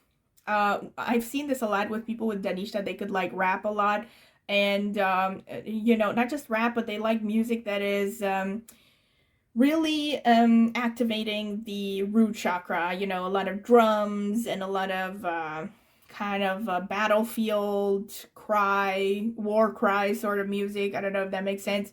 I said this for pile number 1 as well. This makes me think of Villanelle from Killing Eve when she's listening to countries' national anthems for fun. Obviously, it doesn't have to be to that extreme, but there could be something about the music that this person likes that is about drums. They could like anthems even, or military stuff like parade, you know, military parade kind of music. There could be something that they're into. They could naturally also be good dancers, but in any case with Danishta, I'm seeing strong muscle mass. They have, you know, you also have Chitra, Danishta, so this person has strong muscle mass. Chitra, just to give you some examples, I'm pretty sure that Joe Rogan has some strong Chitra energy. That's the kind of body that I think about when I see Chitra. Like, it's not like everyone who has this is going to be super muscular or be into combat, but for some of you, this person, especially if this is a man, they could actually be into stuff like martial arts or something, like fighting, physical fighting. But in any case, I see that kind of like sturdy physique, you know, someone who has a pretty strong physique. And with Magha and Satabishak, they're probably very popular, you know, also 11th house, like I said. And they're probably famous to some extent. They're famous within their group, okay? Maybe not huge social media, like millions of followers or something on Instagram, but they are famous somehow within their community. And with Satabishak, there could be a bit of a wounded healer archetype with this person. And with Mula, they're deep. They're pretty deep. Like, they're deeper than they come across. Yeah. They could be also drawn to the sea, and they could be a little bit workaholic. And I see oval to oblong face for a lot of you, and strong jawline. I also see very pretty face. Yeah. Pretty face and intense eye. Like intense stare. Yeah, an intense gaze, basically. Alright, so this is pretty much what I see. There's also an aura of mystery, though, with the Shravana. Just to give an example, Shravana is Viggo Mortensen, so just for reference, you know. And let's see, Purva Falguni is Michael Fassbender, or I don't know, who else can I think about? Michael Fassbender is a good enough example, I think. In any case, I won't give you like examples for all of these because it would take me forever, but you know, just to give you a kind of a vibe.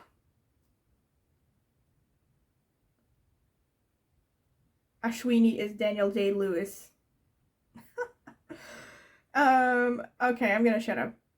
So this is pretty much what I get from the astrological notes, so I'm gonna get into the more specific physical characteristics in a bit.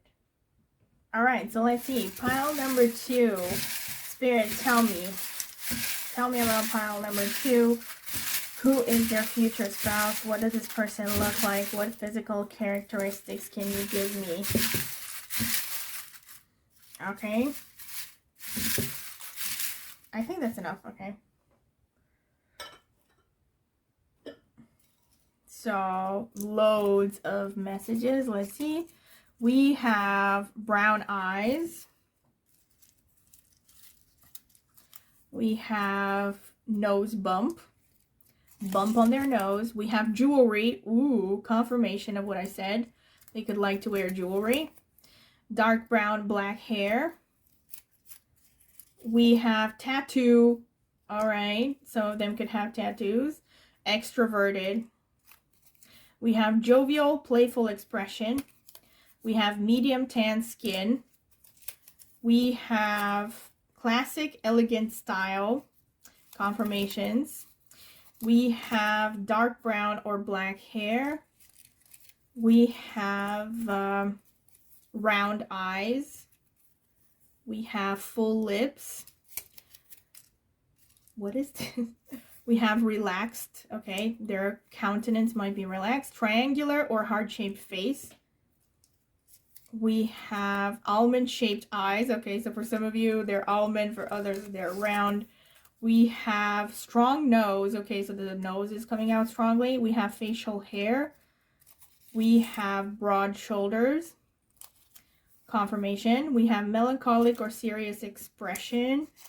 We have black eyes. We have beauty spot on the face. We have beauty spot on the face twice. We have chin dimple. All right. We have, what is this? Medium lips. Medium to full so far. We have light tan skin. We have slim build. All right, let's see. We have younger or youthful in energy. What is this? We have mischievous smile. We have short nose to mouth distance, very specific. We have deep voice. Straight hair. Facial hair twice. Cheek dimples. Cheek and chin dimple so far. Triangular heart-shaped face twice. Medium lips twice. Strong jaw, confirmation. Medium build.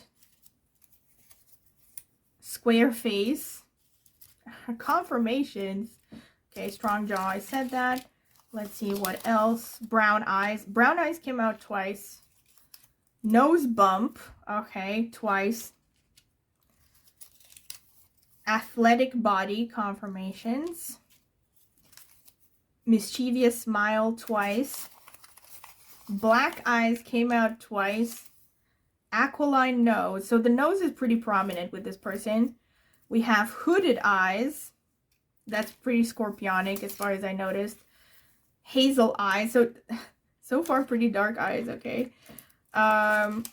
We have, let's see, older, mature. All right, so for some of you, this person is younger. For some of them, it's older. Maybe there's a significant age difference between you. We have uniform, okay, confirmation. They could be wearing a uniform for some of you. Curly or wavy hair. Yeah, chin dimple. I think this came out twice. We have curly or wavy hair came out twice. We have oval face came out twice.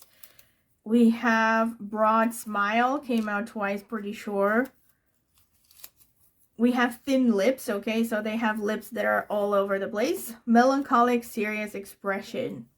All right, so this is pretty much all I have for you. So interesting, more pretty specific messages here for you, pile number 2. But also a lot of confirmations. And again, I will mention this, that of course, it's unlikely that all of these are going to apply to everyone. It's probably going to be a combination of different things, so just take it how it resonates. And if you have enjoyed it, or if you haven't enjoyed it also, you can give me some feedback in the comment section, maybe what resonated, what suggestions you might have for future readings. Also, if you liked the video, don't forget to subscribe to my channel, click on the notifications bell to see when I will post a new video. Also, if you are interested in a private tarot reading, you can check out the video description. I will leave my contact information there. You can email me for a full list of reading options with prices. I can also send you sample readings if you're curious. And I will also leave a link in the video description to reviews I have gotten so far for private tarot readings if you're curious to read them, to check them out. And also, last but not least, I have an astrology channel. I focus mainly on Vedic astrology there, but I also focus on my experience from tropical astrology, because before I got into Vedic, I had more than 10 years experience in tropical astrology, so I use over 20 years of interest in astrology up until this point, so I use all the information I have. Yeah, and I really enjoy astrology, so if you're curious about it, check out the channel that I will be linking in the video description as well as in the pinned comment. If you're interested in astrology, maybe subscribe. I would greatly appreciate it. Thank you very much for listening, and I hope to see you at my next tarot reading. Bye! Welcome, pile number 3. This is your reading if you have chosen the Empress, badass, and or this milky quartz crystal. So this is going to be the card selection phase. I'm going to add timestamps so you can skip directly to the reading if you don't want to sit through it. Spirit, tell me about pile number 3, the people who chose the milky quartz.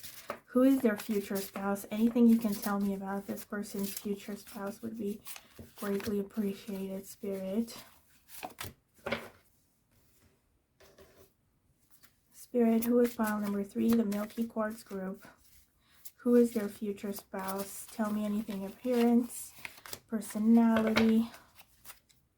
Okay, this one. Spirit, what can you tell me for pile number 3, their future spouse? Who is this person? Their personality, their looks, their career, anything. All right, so let's see. We have gentleness. Nice. And we have release. Man. Let me try to, okay. And we have butterfly rebirth. You can reinvent yourself, open to the rewards of change. You have brilliance to share with the world. Love every part of your journey. And dear love, be gentle with yourself. You heal with the power of love. See the light in all things. Acknowledge your self-worth and grace. Wow. So this person has a very gentle energy already. Very loving, very kind. And we have it's not me. Interesting. Number 8. And reproach. Wow. Okay. This is really interesting. It's not me.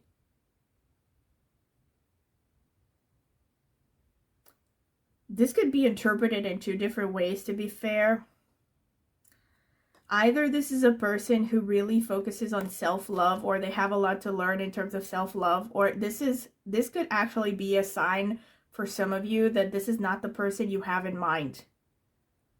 You know, I know, I'm sorry if that's not what you want to hear, but, you know, also, it doesn't mean that it's true for everyone. I would still suggest that you listen to the rest of the messages and see if it resonates or not with the person that you have in mind. And this is for those of you who actually have someone in mind, okay?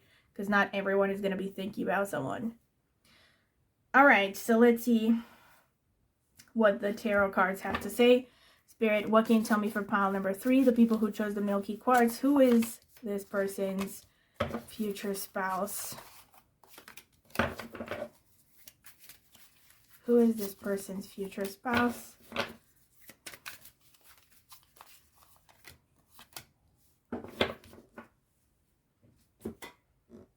Let's see. We have Ace of Swords. We have 4 of Wands, 4 of Pentacles, 5 of Cups, 4 of Cups, the Tower. Interesting. Let's see. Spirit, what can you tell me for pile number 3, the people who chose the milky quartz? Who is their future spouse? Anything you would like to give about this person? Appearance, personality, career. Spirit, this one. We have 7 of Pentacles, 8 of Pentacles, the Temperance, the Nine of Swords, the Three of Swords, whoa, and the Page of Swords. Yeah, so really pile number 3, as I have mentioned with the tarot cards, with the oracle cards here, it's not me. For some of you, really specifically, this could be someone you have rejected in the past, or someone who has rejected you in the past.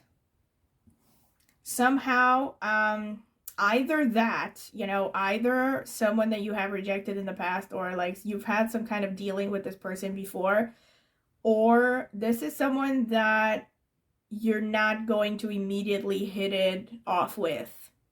Because of this Four of Cups and the Three of Swords underneath, this shows that, you know, a lot of pondering and a lot of heartache here and a lot of anxiety. Also, Five of Cups. So there's like a double message here for some of you, that this is someone that, again, it's like you're not going to be able to be with immediately. There could be things that are getting in your way.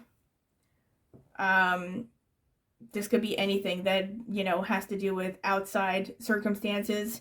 But yeah, this could be something like you are separated somehow by circumstances, or by one of your, either you or this other person's desire, you know, like you're not going to hit it off right away. Like I said, they might reject you, or you might reject them initially. Okay, so this is the first message that I see, but let me get more into it. I also see this person is someone who is, to be fair, someone who has quite a bit of heartache in, you know, under their wing. I'm not surprised, because you do have, like, right from the beginning, you have this rebirth energy, you have the dear love, you have reproach, and it's not me. Actually, for many of you, okay, so it's not necessarily true that you have met this person before. It's not for everyone, okay?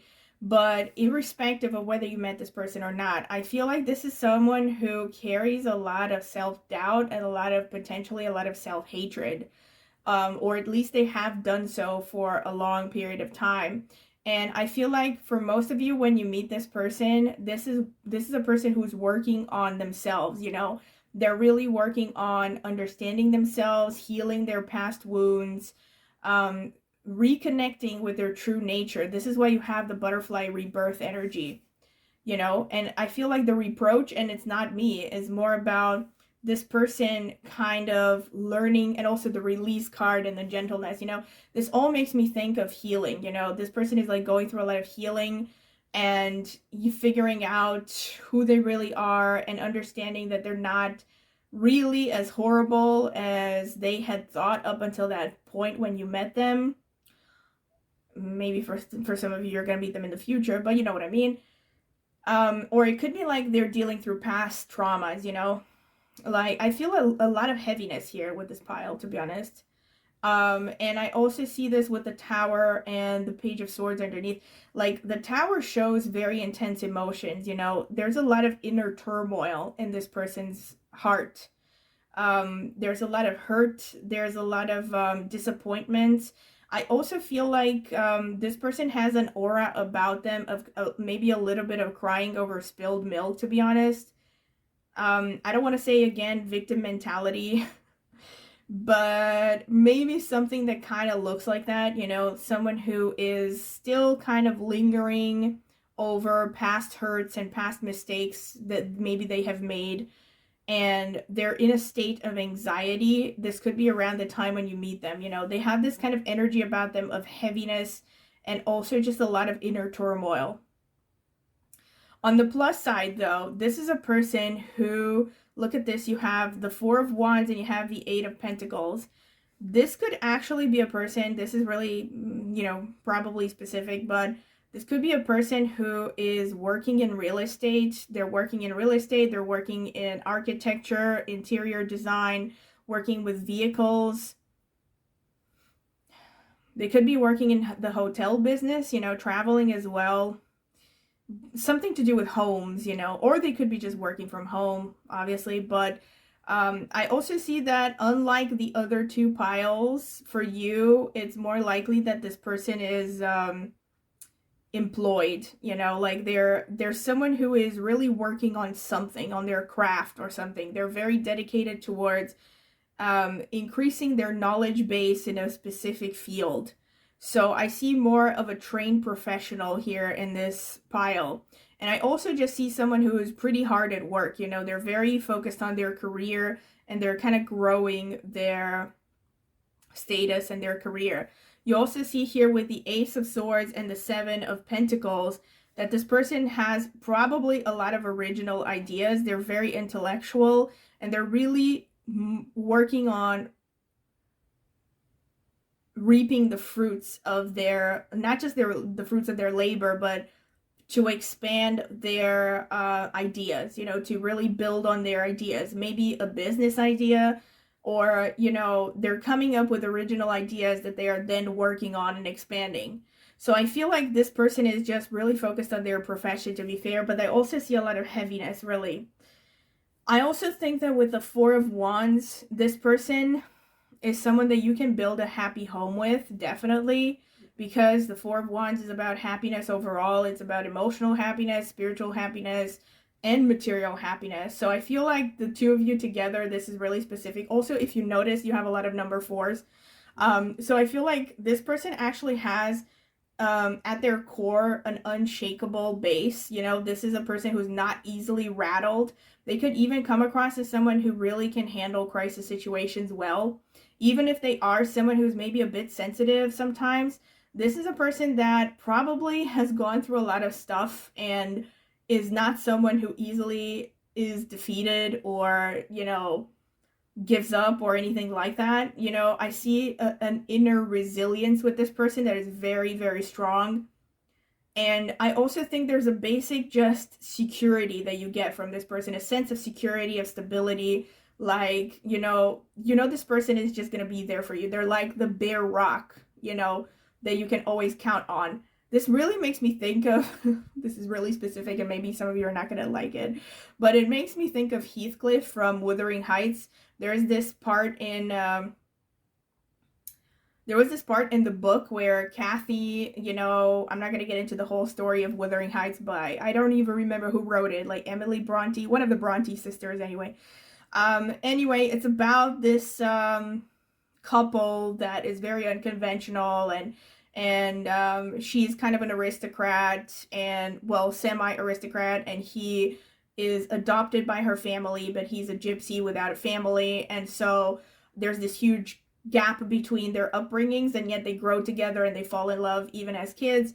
Anyway, and Heathcliff, that was his name, who was the adopted gypsy, he is really rough around the edges, and there's this part where she talks to her nanny about him and says that you know, my love for him is like the bare rocks, like it's a source of minimal delight, but it's absolutely necessary. Like something like that makes me think of like just someone who's kind of like rough around the edges maybe, or it just seems like someone who, I don't want to offend anyone, but like could seem like someone who doesn't have a lot to offer, maybe even at first. Maybe a lot of people would not think of this person as like an ideal partner, but the more you get to know them, the more you realize that they actually have a lot to offer, and they actually give you a very strong sense of security, if that makes sense, you know?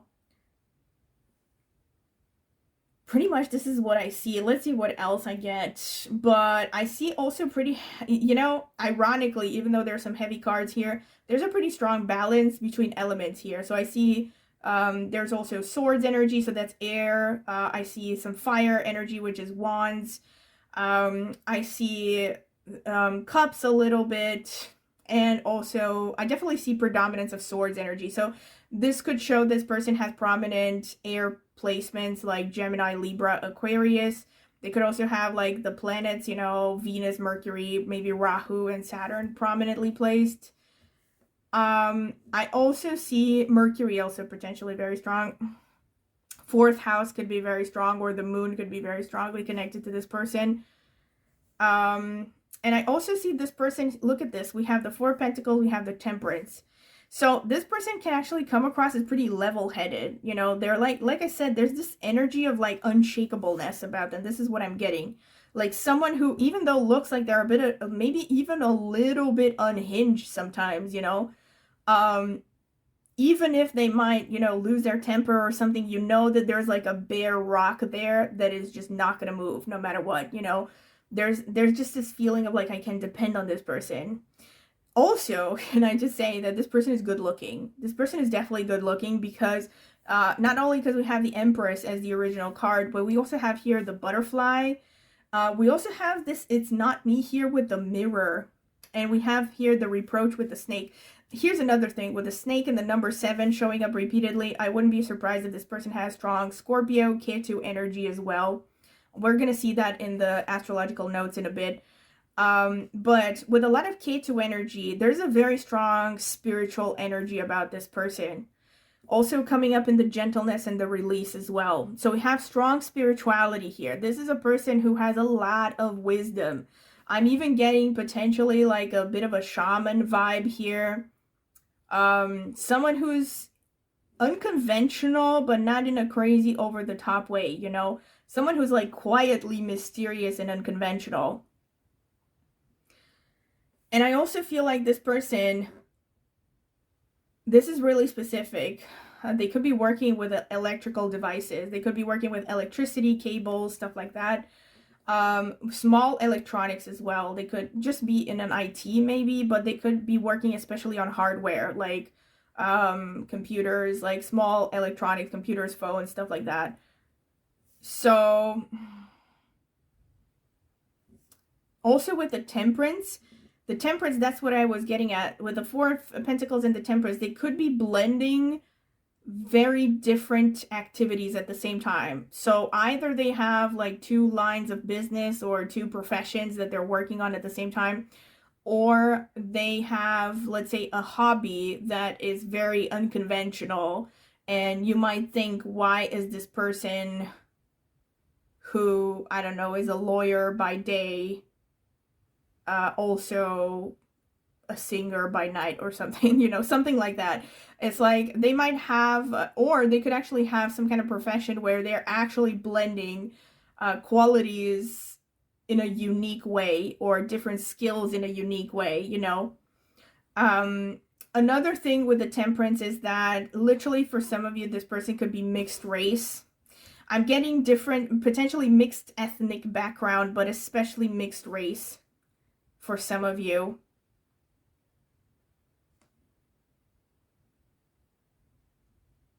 And they could be very much into nature.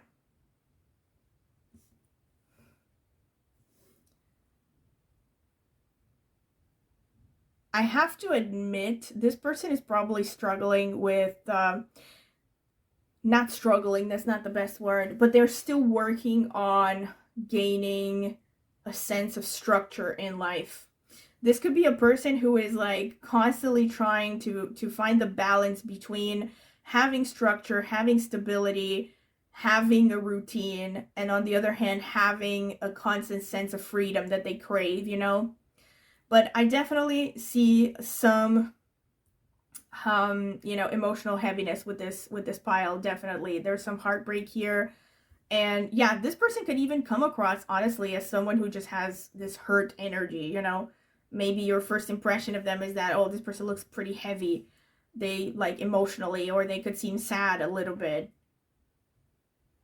Yeah, this is pretty much what I get. But I also feel like, and the more you will get to know them, the more you will be impressed by their wisdom and their emotional intelligence, and also their depth. And this is also a person who's definitely going to be affectionate, because look at this. This is a person who also, yeah, like I said initially, they're working on self-love. And they're also, the work that they're doing on themselves is going to help them be more loving. And also, I think their highest potential in this pile is, this is a very spiritual pile, really. I feel like their highest potential is actually to be a healer. You know, a person who really learns themselves, understands their hurts, their weaknesses also, and then learns how to heal others. Since you also have the snake here, I wouldn't be surprised if you get some Ashlesha placements as well. Ashlesha Anuradha Jyeshta might come out because of the animals here in the nakshatras or the lunar mansion. So I'm going to get into the astrological notes now because this is pretty much all I can say about the cards. All right, so tell me, pile number 3, who is this person? Who is this person's future spouse? Who is this person's future spouse? Okay. Okay. Spirit, who is this person's future spouse? Tell me, pile number 3, who is their future spouse? Who is pile number 3's future spouse? Tell me. All right. All right, I think that's enough.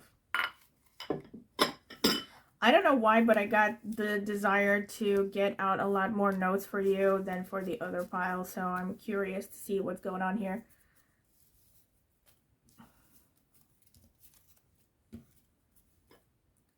So let's start with the houses.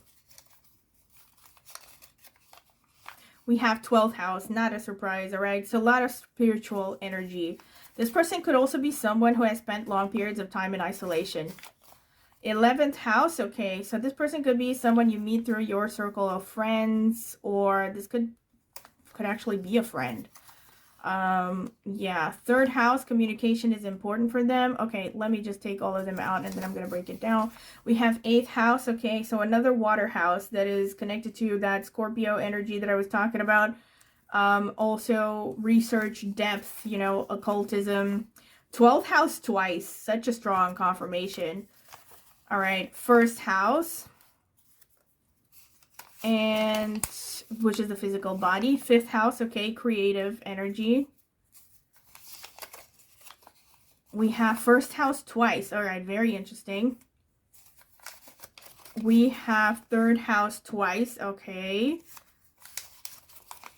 And 5th house twice. Very interesting. All right, so this person could be doing something they really love for a living. They could have turned a hobby into a profession or a source of income. But I'm going to get more into detail after I open all of them, okay? We get Scorpio, very strong confirmation of what I said, all right? So we do have that depth, that emotional intensity. We have Venus, okay? Venus is the planet of healing. So it's very fitting that this planet came out. We have Aquarius, very unconventional energy, independent. This person could also come across as aloof.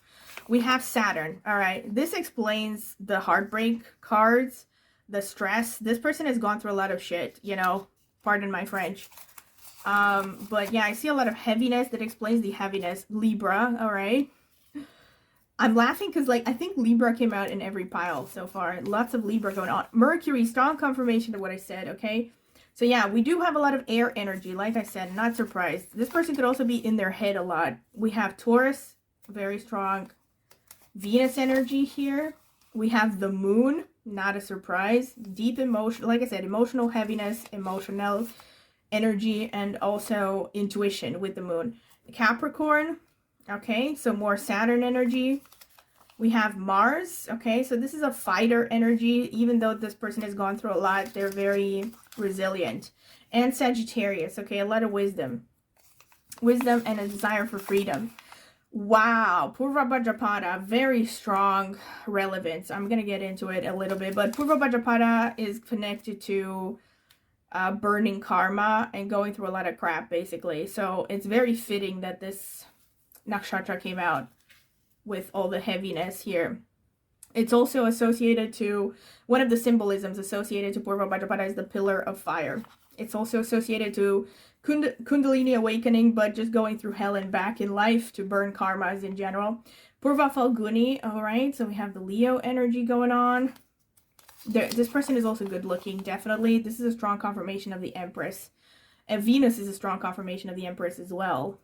Uttara Falguni, all right. So we have Sun, Venus energy, very creative person. Purva Ashada, more Venus energy, very strong Venus, very, very strong. Let's see how it progresses. All right, Ashwini, which is ruled by Ketu. Here we have more spirituality, a bit of a priestly energy as well. Let's try not to burn down the place. We have Shravana, all right, which is ruled by the moon. Revati, which is Pisces. Okay, yeah. Pisces, lots of Pisces energy with this pile. Uttara Bhadrapada, not surprised. Wow, these are so on point, but I'm going to break them down as I go along. By the way, this is glue. It's not snot. I've said this in another pile. I don't know. I was fiddling around and I glued my fingers. Anyway, Danishta, okay. Very artistic, very attractive. Very attractive. Yeah. Ardra, wow, holy crap, man. Like if you're coming from my astrology channel, you know why I'm excited to get both Purva Bhadrapada and Ardra, because this explains so much, you know, with the energies that came out, all of that emotional heaviness. Okay, let's not throw it into the fire. I don't know where to put it. I'm gonna put it here. Okay. Yeah, but Ardra and Purva Bhadrapada are nakshatras that will take you through hell and back, basically, in this lifetime, and they're very associated to having a rough path in life and a lot of childhood trauma. So we have Chitra as well, last but not least. So we do have, again, hefty Mars and also hefty Venus energy. So like Chitra and Danishta, I think, came out for the other two piles as well. So again, if you feel drawn to the other piles, you might want to check them out. There might be messages for you there, but only if you felt drawn to them. Otherwise, they're probably not for you. In any case, in your pile, more than the others, we have huge amounts of Venus energy. So I definitely feel like the predominant archetype of this person is the healer. You know, maybe a bit of a wounded healer, to be honest. Because there's a lot of energy of, you know, heaviness, like I said, of transformation, but I feel like it's painful transformation here. This is not some kind of a person who has sought out some kind of, I don't know, initiation process, you know, decided to just go with the Naguals in South America or something and try ayahuasca. This is not someone who has sought out trouble. This is someone who has just gone through a lot of shit in their lives, things that happen beyond their control that really just broke them down, and they had to rebuild themselves. This is what I'm getting. Before I break down all the details, I will say again that remember, I'm reading for a lot of people, so it's unlikely you're all going to find all of these pieces of information are gonna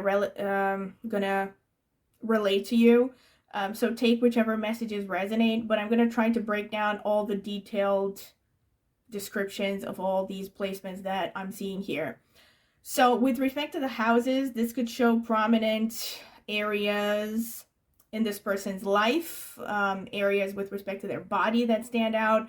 This could also show how you met this person, like I mentioned. So with the 12th house coming out twice, this person, like I said, they could be someone who has spent long periods of time in isolation. This could be someone who works in isolation. So this could either mean working from home for long periods of time. This could be someone who has a very solitary profession. They don't have co-workers, for instance. This could be someone who works with people living in isolation. So working with prisons, asylums, hospitals, stuff like that. You know, places where people are somehow isolated from the rest of the world. They could also be religious. So they could be very much involved into a religion, or yeah, some kind of, it could be religion, could be a spiritual thing, could be a cult, I don't know. Some kind of religious organization or spiritual organization. There could be a thing connected to their profession, or they could be very active in it. Maybe it's not their profession.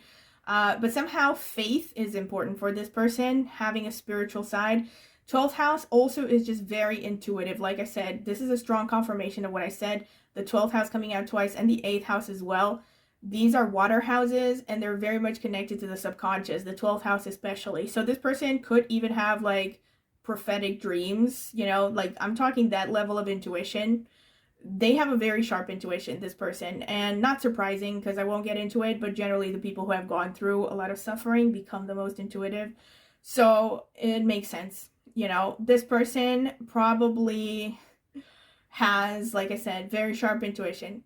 8th house, they could have, like I said, 8th house could be transformation. We also have that butterfly card. So this person could have gone through a lot of transformations. There might even be transformations that you know about when it comes to them. I don't know. This could be someone who has transform their bodies maybe, or their lifestyle, or you know that they've gone through a lot of shit and a lot of ups and downs in life. 8th house also just shows ups and downs in general.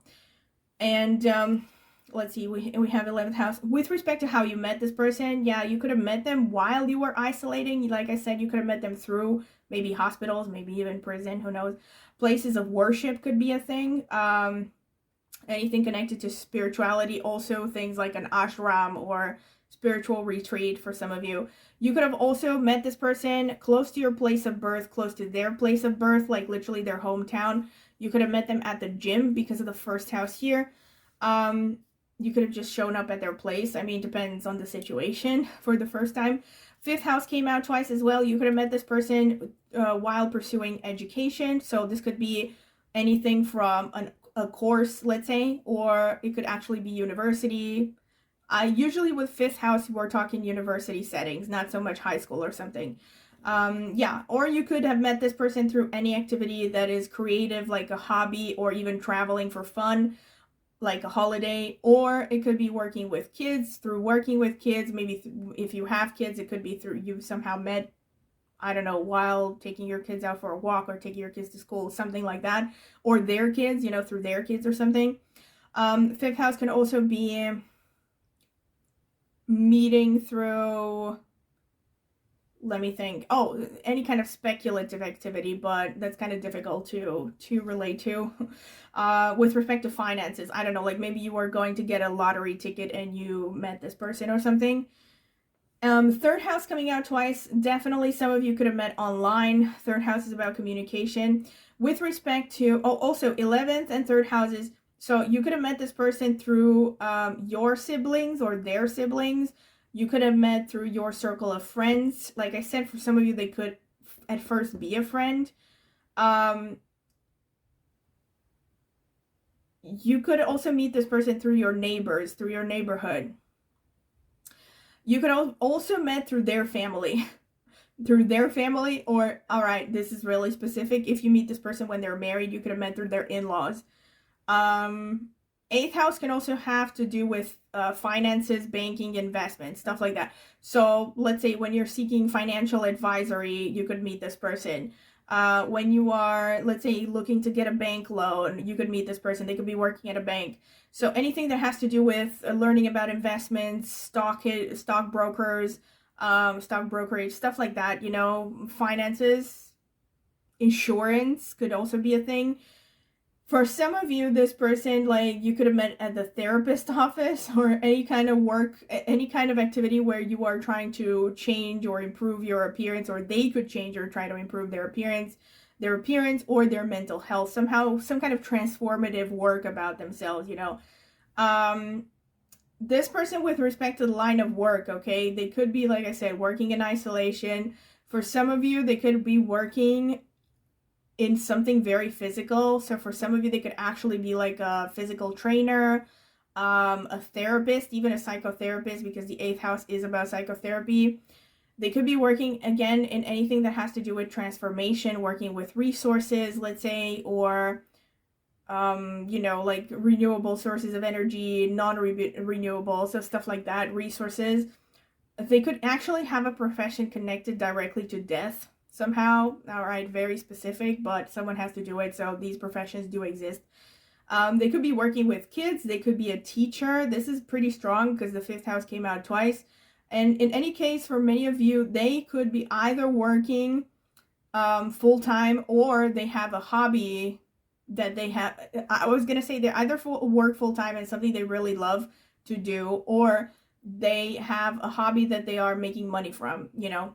So they're doing something they love. I also think with the 3rd house, they're very independent, ironically. So I know that I said originally that for you, I see more of specialized skills here. So not so much, let's say, like a business person. But looking at the 3rd house coming out twice, this person is very independent. So, and also I see the isolation here. So they could be self-employed, okay? They could be self-employed. Or if they are employees, they are working in some of these things that I talked about. So they could be teachers, they could be somehow communicating to a lot of people. Also with the 11th and the 3rd house, coming out. Communication is really important, even to the point where maybe they're writers or composers, they're content writers, they're copywriters, I don't know, any kind of writer, or they could be even into music. I definitely see some of them could be into music, like maybe even professionally, because we also have Danishta here. Yeah, so they are definitely artistic. Their style of communication can also stand out. Their voice can stand out. Their physical body stands out. Their feet could really stand out if you have seen them. I also see that they maybe something about their appearance seems pretty bohemian, a little bit like creative, maybe about the way that they present themselves. Again, I'm thinking about Heathcliff was maybe kind of a gypsy. But Heathcliff, you know, was a fictional character. I'm also thinking, I don't know, like someone who's like a hippie, something like that, maybe, okay, don't take it to an extreme or something, but there could be something about how they accessorize and how they present themselves that is pretty, how should I put it? Creative, all right? And unique somehow. They show they express their individuality through their clothing, maybe, or their accessories. I also see, this is really specific, but their thighs could stand out. Their calves and their thighs and their legs, basically. All right, I'm not going to say that. All right, I'm not gonna, you can probably imagine what it is if I can't say it. Anyway, their hands and their arms could stand out, their shoulders as well. Their physical body. So I feel like for most of you, also because we have Mars, Venus, this person could actually have conjunctions between these planets. So they could have, if they have a Mars-Venus conjunction, this could be someone who has a very attractive body. They could have a lot of charisma, like a lot of magnetism. So people are drawn to them naturally. But I see, irrespective of, actually with the 11th house as well, so this person could actually be quite popular, but I don't feel like this is someone who is very extroverted, to be honest. Like, even if this is someone who's popular, this gives me the vibe of someone who's pretty introverted, very kind of in their own, I mean, not like they're totally disconnected from the world, but I see this as someone who can be isolated for long periods of time, and they seem to be okay with it. Whether they're actually okay with it or not, who knows, but they seem to be okay with it. There's a bit of a loner here energy. I also see a lot of sensitivity with this person. We have the moon, the Mars. See, here's the thing, with the moon and the Mars, not surprising, all of these things are going hand in hand. I can't believe how fluid this reading is, how, I don't know, amazing, seamless all of these energies fall into place with one another. Seamlessly, I mean, because we have the moon, we have the Mars. So because we have these dichotomous energies here, you know, like Mars, moon, these are very volatile, emotional energies. And then we have Saturn, which is cold and controlled. And then we also have these like Purva Bhadrapada Ardra, which are very savage sort of energies. And then we also have these very controlled energies like Uttara, Bhadrapada, Shravana, which are cooler and they're connected to like moon and Saturn and stuff. Uttara Bhadrapada here, yeah, and Revati as well, and Ashwini. So this person seems like a collection of paradoxes. I think they could come across as someone who actually has an aura of unpredictability about them. So like I said originally, they might even have this energy of being a bit unhinged, or like even if they come across as relatively stable and rational, every now and then they will have a flare up, like they will show a little bit of a temper, or they will be a little bit too emotional or something, you know, like, because I think that their inner landscape is very intense and there's a lot of inner turmoil in this person, just like I said originally with the Tower card that showed up. But this person has a lot of intensity, a lot of intense emotions with the Purva Bhadrapada and Ardra. These are like the single two most intense, the single two, is that correct? Anyway, the two most intense, pretty much, nakshatras of the entire 27 nakshatras that are out there. So this person can actually have an energy that's very intense. So even if they, like I said, they could come across as gentle, maybe most of the times, every now and then, it's like you catch a glimpse of the insanity within. Let's not say insanity, let's say intensity, and just leave it at that, you know? But yeah, there's a lot of brewing emotions going on. And I feel like this person is continuously trying to work through their past hurts and trying to understand themselves and stuff, but they also are, you know, still struggling with a lot of maybe anger issues and a lot of sensitivity at the same time. Yeah, so I also see a lot of beauty with this person, like I mentioned. So we have Venus, we have Mars, so they have like overall beauty. They also have a pretty face, they have a nice body. The face somehow really stands out. They might have traditionally feminine features as well. They could have beautiful bone structure for many of you. We are having Saturn here. We're having Uttara Bhadrapada. Like Timothée Chalamet, for instance, has strong Uttara Bhadrapada, just to give you an example. Not trying to sell you false hopes here, because I know not everyone's going to marry that kind of a person. But, you know, like just to give you an example, I also feel for some of you, this person could have greenish eyes, or they could, even if they have like blue or brown eyes, they might have little tints of green in their eyes. They could like to wear green a lot. They might like nature a lot. They might like nature. They might have pets and really care about pets.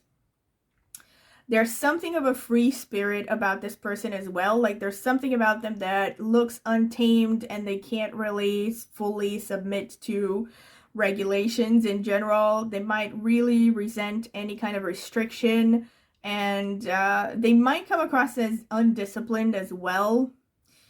But for the most part, they also come across as pretty mature. I also see for a lot of you, there could be an age difference.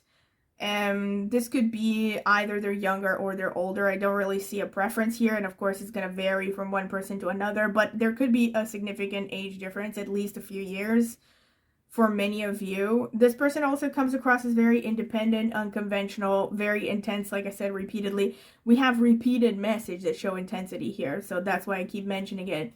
I also see that this person looks like pretty hardworking, you know, dedicated and professional when they have to be. They could be artistic, they could be working in an artistic field, or somehow their creativity really shows through everything that they do. Pretty strong muscle mass here, but I actually see a lot of slimness for some of you as well. I see people, yeah, for some of you, it's like, actually with respect to body types, I see all kinds of body types here, basically. But for some of you, it could actually tend towards the slim side, like I said, with Timothée Chalamet. And this person could also have youthful appearance or youthful traits. You know, like they could have high cheekbones, they could have full lips, you know, beautiful eyes.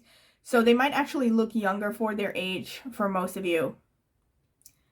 Beautiful voice is standing out here. They could have generally an oval face, balanced features, harmonious features, soft hair, nice skin. I'm seeing for many of you tending towards the tall side. For some of you, this person is also kind of plump, though. So it's, like I said, it's all across the board. So for some of you, this person could be like, let's say, shorter and chubbier. For others, this person is like tall and slim, depending on which combinations you get here. We also have Purva Shadha Purva Falguni. So yeah, this person could be really traditionally beautiful. So I feel more of a feminine energy here than with the other piles. So again, I'm not trying to say that, of course, if you're interested in men that, I don't know, they're going to look like a woman or something, but I see features like that. So they could tend towards androgyny, to be fair. There could be a little bit of a tint of androgyny for both of the, you know, both of the biological genders. So again, makes me think of Timothée Chalamet, who is a little bit androgynous, for instance, right? I also see very strong imagination. I also see that this person could really like photography. They could really like movies. They could really like colors. Maybe they could be into fashion design or just fashion in general. And they could have a great sense of fashion or style.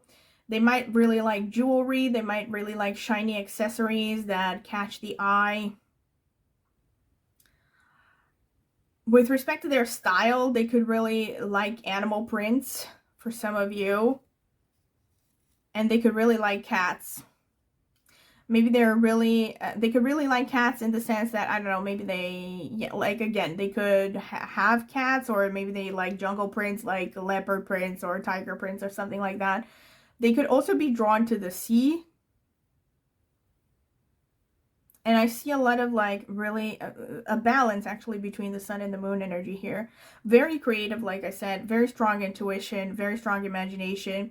They could really like to travel. This person likes to travel. Maybe they frequently post pictures of travels. Very specifically for some of you, they could be working in something to do with air travel or travel in general, actually. Like, again, it could be a hotel or working for an agency or something. But I think for some of you very specifically, this could be like a flight attendant or even a pilot.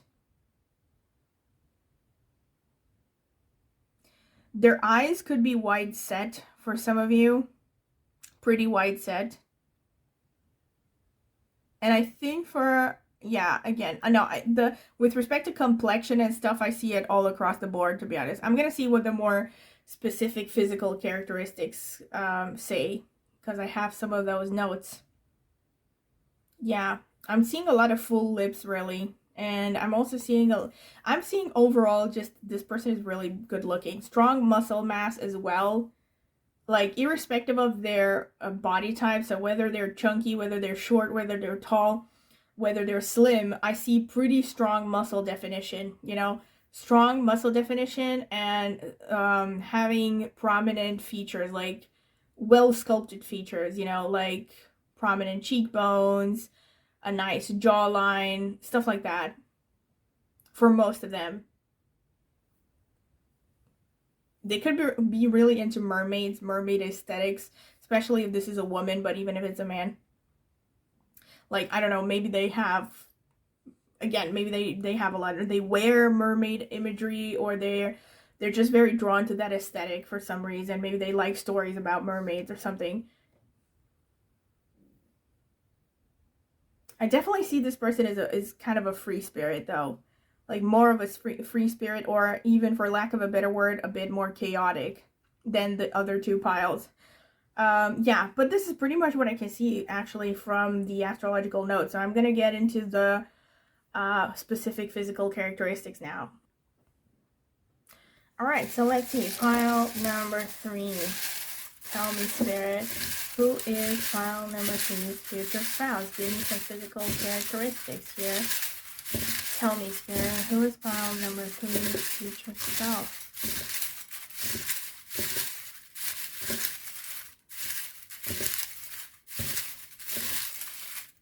All right, I think that's enough. It's a lot of characteristics, so let's break it down. We have full lips, all right, confirmation. We have dark tan skin. We have oval face, okay. We have round eyes. We have extroverted, all right, interesting. We have round eyes twice. We have dark brown black hair. We have facial hair. Green eyes, confirmation. Medium tan skin. Large eyes, okay. We have deep voice. Obviously, not all of these are going to apply to all of you. Beauty spot on the face. Medium tan skin. Strong nose. Straight hair. Very tall for some of you. Brown eyes, all right, came out twice. Tall. We have, let's see, what is this? Light to medium blonde. Beautiful hands. Dark brown black hair. Tall, all right. Intense gaze, okay. Intense gaze twice. Very strong confirmation. Relaxed, okay. Athletic body, confirmation. Brown eyes. So many brown eyes. Oval face, so many oval faces. All right, so consistent messages here. Straight hair, all right. We have gray or white hair, okay. For some of you, this person can have gray or white hair.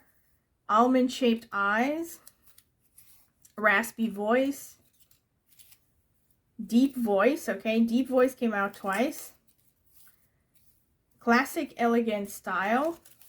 Medium build. Older or more mature in outlook. All right, so for some of you, like I said, could be an age difference. Hazel eyes. Curly or wavy hair. All right, so we have also curly and wavy hair. Let's see, what is nose bump? For some of you, this person can have a bump on their nose. Uniform, for some of you, they could be wearing a uniform. Broad shoulders, all right. Slim build for some of you, like I said. All right, so we have body types all across the board.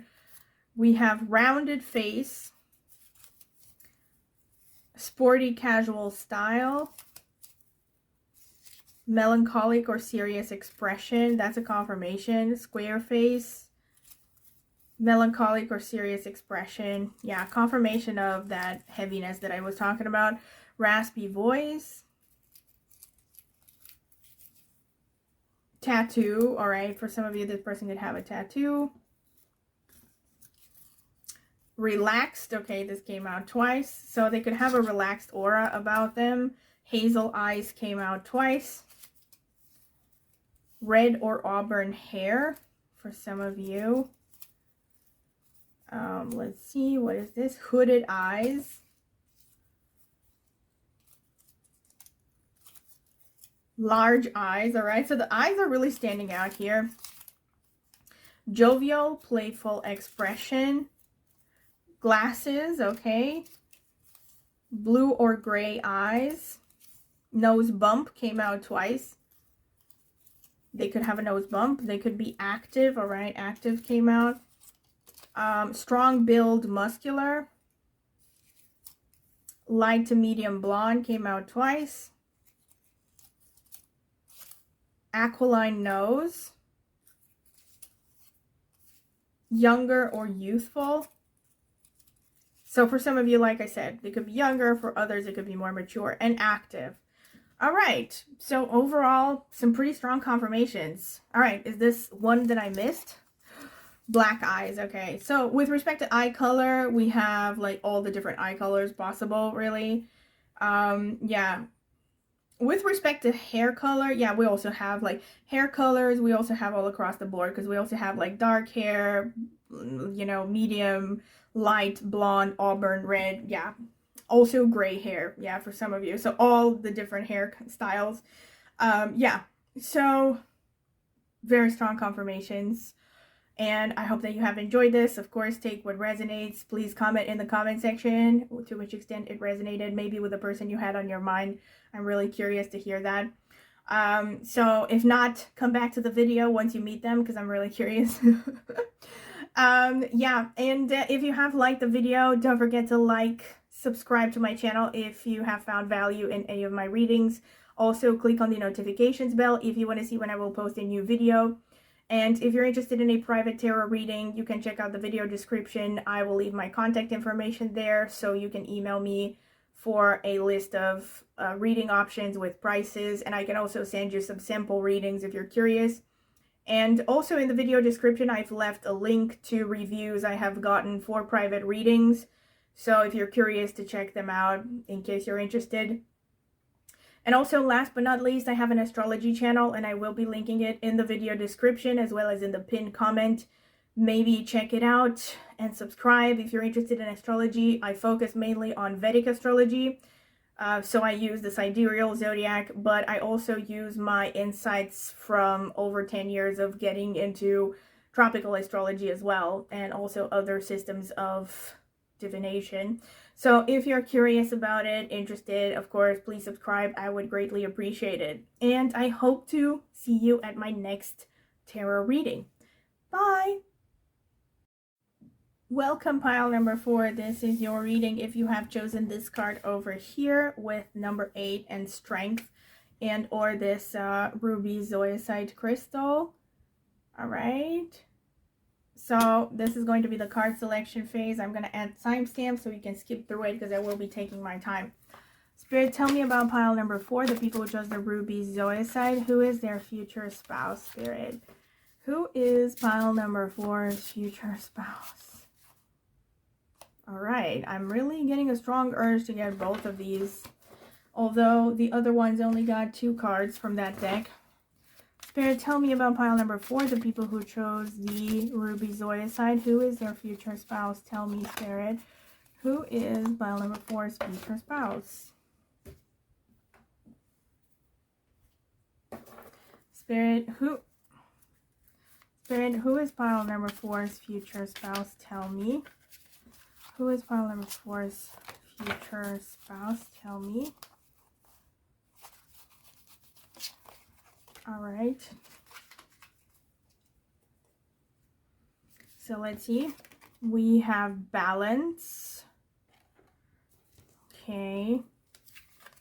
We have beauty. All right. We have transition. Okay. Okay. Let's try not to burn down everything. I'm just gonna put them here because, like, I'm just gonna cover the fireplace. We have beauty and transition. All right. Let's see. Hummingbird miracles. You are the joy bringer. You bless the world with positivity and love. Energy soars on your shining wings. Spread the miracle of happiness. And lizard regeneration. As a survivor, you are unparalleled. No matter what happens, you can adapt. Embrace your transformation. Put on your new cloak. You are a master of regeneration. Such a strong confirmation of this card already. Like, as a survivor, you are unparalleled. Very on point. Karma. All right. Freedom. Interesting. With number 17. Number 17 and number 16. These are number 7 and 8 numerologically. Interesting. Ketu and Saturn. All right. We're gonna see what else is coming through the tarot cards. Spirit, tell me about pile number 4, the people who chose the Ruby Zoya side. Who is their future spouse? Who is pile number 4's future spouse, Spirit?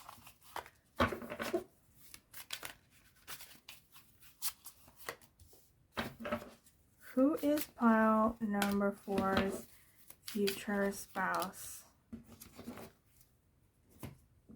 So let's see. 6 of Pentacles, the Fool,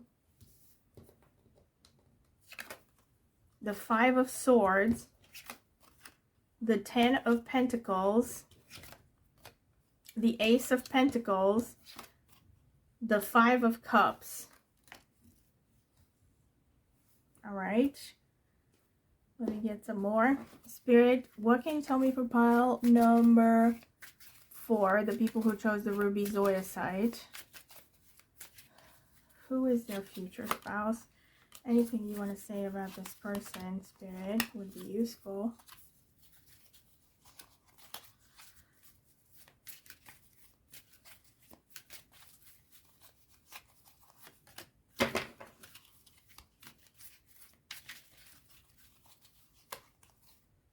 Tell me, Spirit, who is pile number 4's future spouse?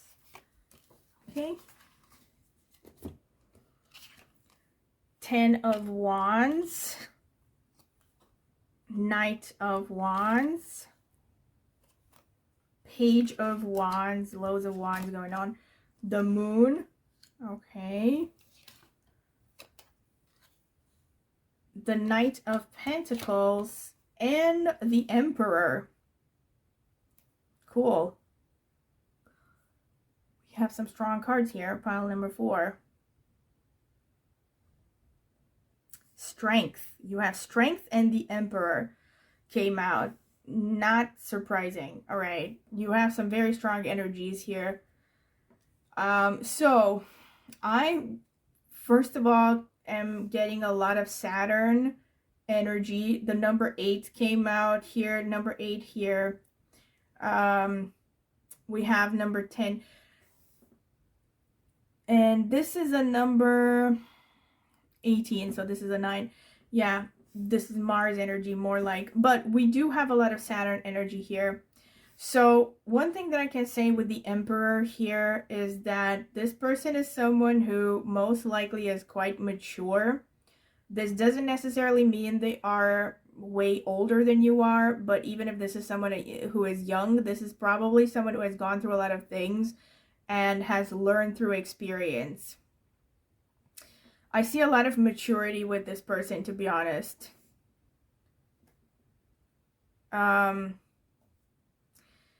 And not surprising. I mean, with the strength card coming out as the first card, we also have balance, beauty, and transition here. This person is someone who comes across as pretty protective. This is definitely someone who's going to be protective of you and this connection. But I also think initially this person is going to come across as pretty closed off, self-protected. We also have the moon energy and so many number 4s that came out. Also, this is the pile 4. So I'm also getting potentially a lot of Cancer energy. Someone who is very intent on keeping their private affairs private. Like I said, this could be someone who doesn't easily open up at first. It could take a while for them to warm up to you. I do see a lot of passion here. This is really interesting. I see a person who, even though they may have experienced a lot of setbacks in life and a lot of disappointments and pain, this person has the energy to start again over and over again. There's so much ability to regenerate, actually, just like this card said with regeneration. So, like I said, very strong Saturn, very strong Scorpio. So this could be Scorpio, Capricorn, Aquarius could be prominent. I also see prominent Saturn or Ketu or Mars, or both, or all of these, actually, to some extent. I also see this person tends to really give a lot to other people. Like, this could be like, especially if this is a man, it could be a typical patriarchal figure, you know, like this is a pater familias sort of person, you know, someone who is like the patriarch of a family and likes to have a lot of people depending on them. They're like, it's like more than a father figure. I feel like this could be like a 2-in-1, mother and father, because we also have the moon energy here. And I know technically the moon can mean other things also in tarot, but in astrology, the moon is the mother figure, you know. And ironically, the moon also rules the 4th house, and here we have 4 on the Emperor. So I think this is someone who's going to make you feel very safe, in other words. This is someone who's going to give you a feeling of being contained, protected. You know, if even if you're a man, like maybe you're not seeking someone to protect you or something, but this person is going to make you feel secure in this relationship. Like, you don't have to worry that they're going to hurt you or something. They're going to give you this feeling of like, you know, you are with them somehow in your little nest away from the world. But I also see that with this person, this person has massive potential when it comes to their career, but whether they reach that potential or not to a large extent depends on their willingness and their ability to work through their traumas, to work through their emotions. I see like this person has very strong emotions, to be honest. You know, we have this moon energy here. I also see that this is a person who, even though may come across as pretty tough and even closed off, they actually have a very vulnerable, very tender side. So they're probably quite nervous about being hurt. That's probably why they keep up a front at first, and, you know, they're probably not quick to, you know, warm up to people they don't know. But I also feel like this person could feel like they're overburdened with responsibilities. We have the Six of Pentacles, and we have the 10 of Wands here.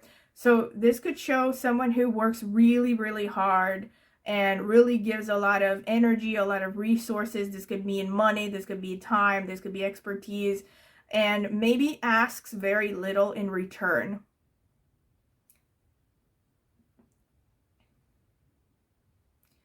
There's a lot of open heart here. Like, there's a lot of heart chakra, to be honest. Like, very vulnerable emotionally, even though this person seems tough on the surface.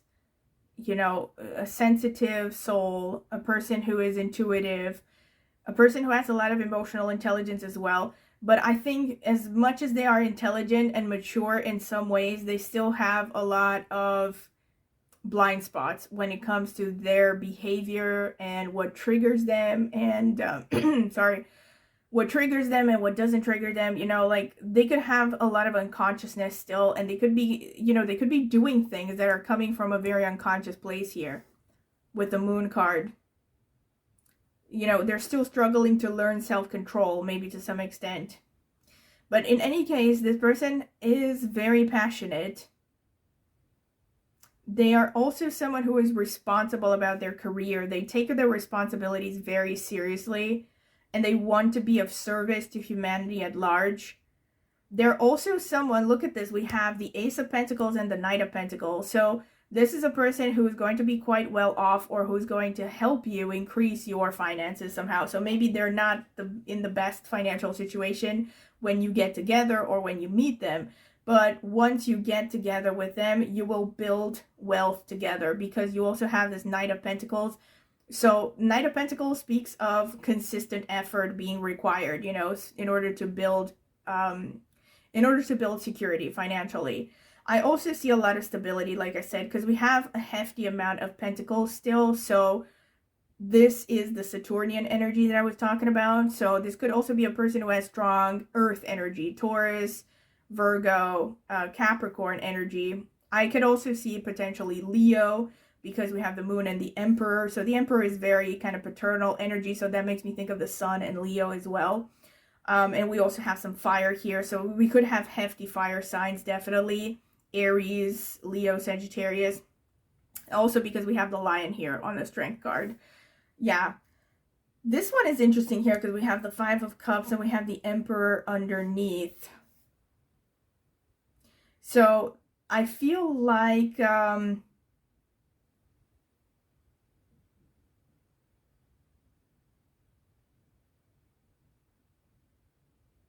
this could be a person that you don't immediately hit it off with. You know, I'm not trying to say that you are going to hate them at first, but because of this Five of Cups, it gives me this feeling of one of you is going to fall in love first, maybe, and the other one is going to take a while to warm up to the other. Makes me think of that song, Hold the Line, Love Isn't Always on Time. Like, literally, I think it's from the 80s. Anyway, I don't know who sings it, but you might want to search for it. In any case, I feel like, yeah, there could be some kind of a problem in timing here with respect to this relationship.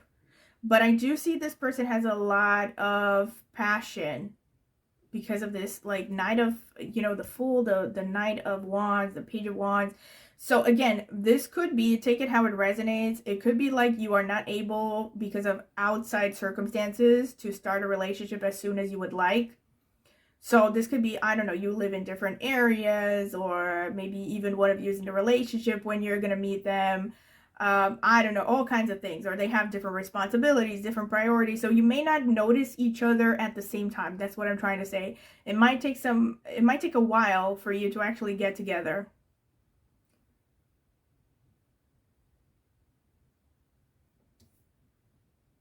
Freedom. This is interesting. Freedom and karma. Yeah.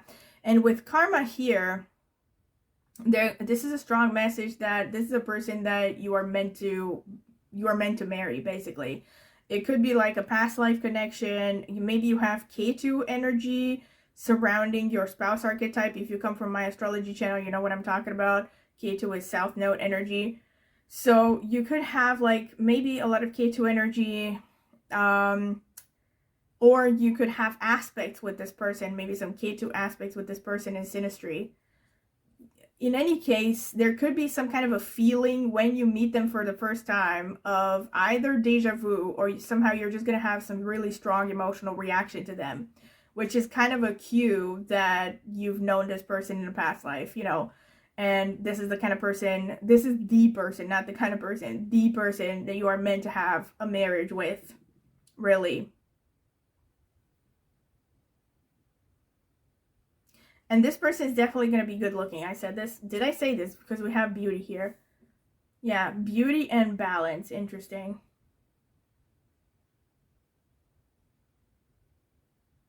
This is pretty much, yeah, and also one thing that I will say, I think for most of you, this person has an interesting blend of masculine and feminine qualities, both physically and with respect to their personality.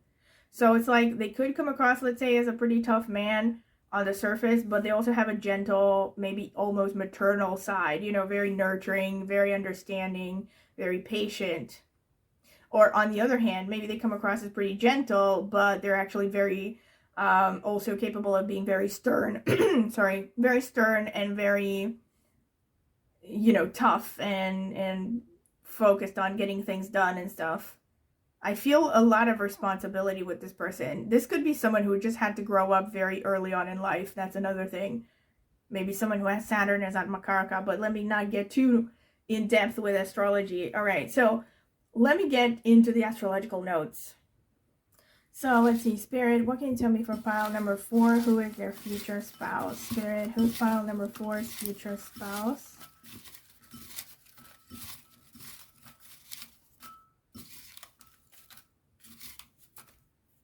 All right.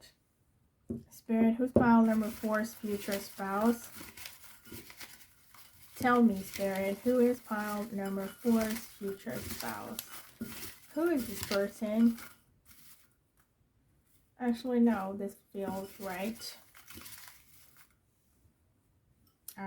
Who's pile number 4's future spouse, Spirit? Who's pile number 4's future spouse? Okay, I think that's way more than necessary. I've taken out a lot of notes here.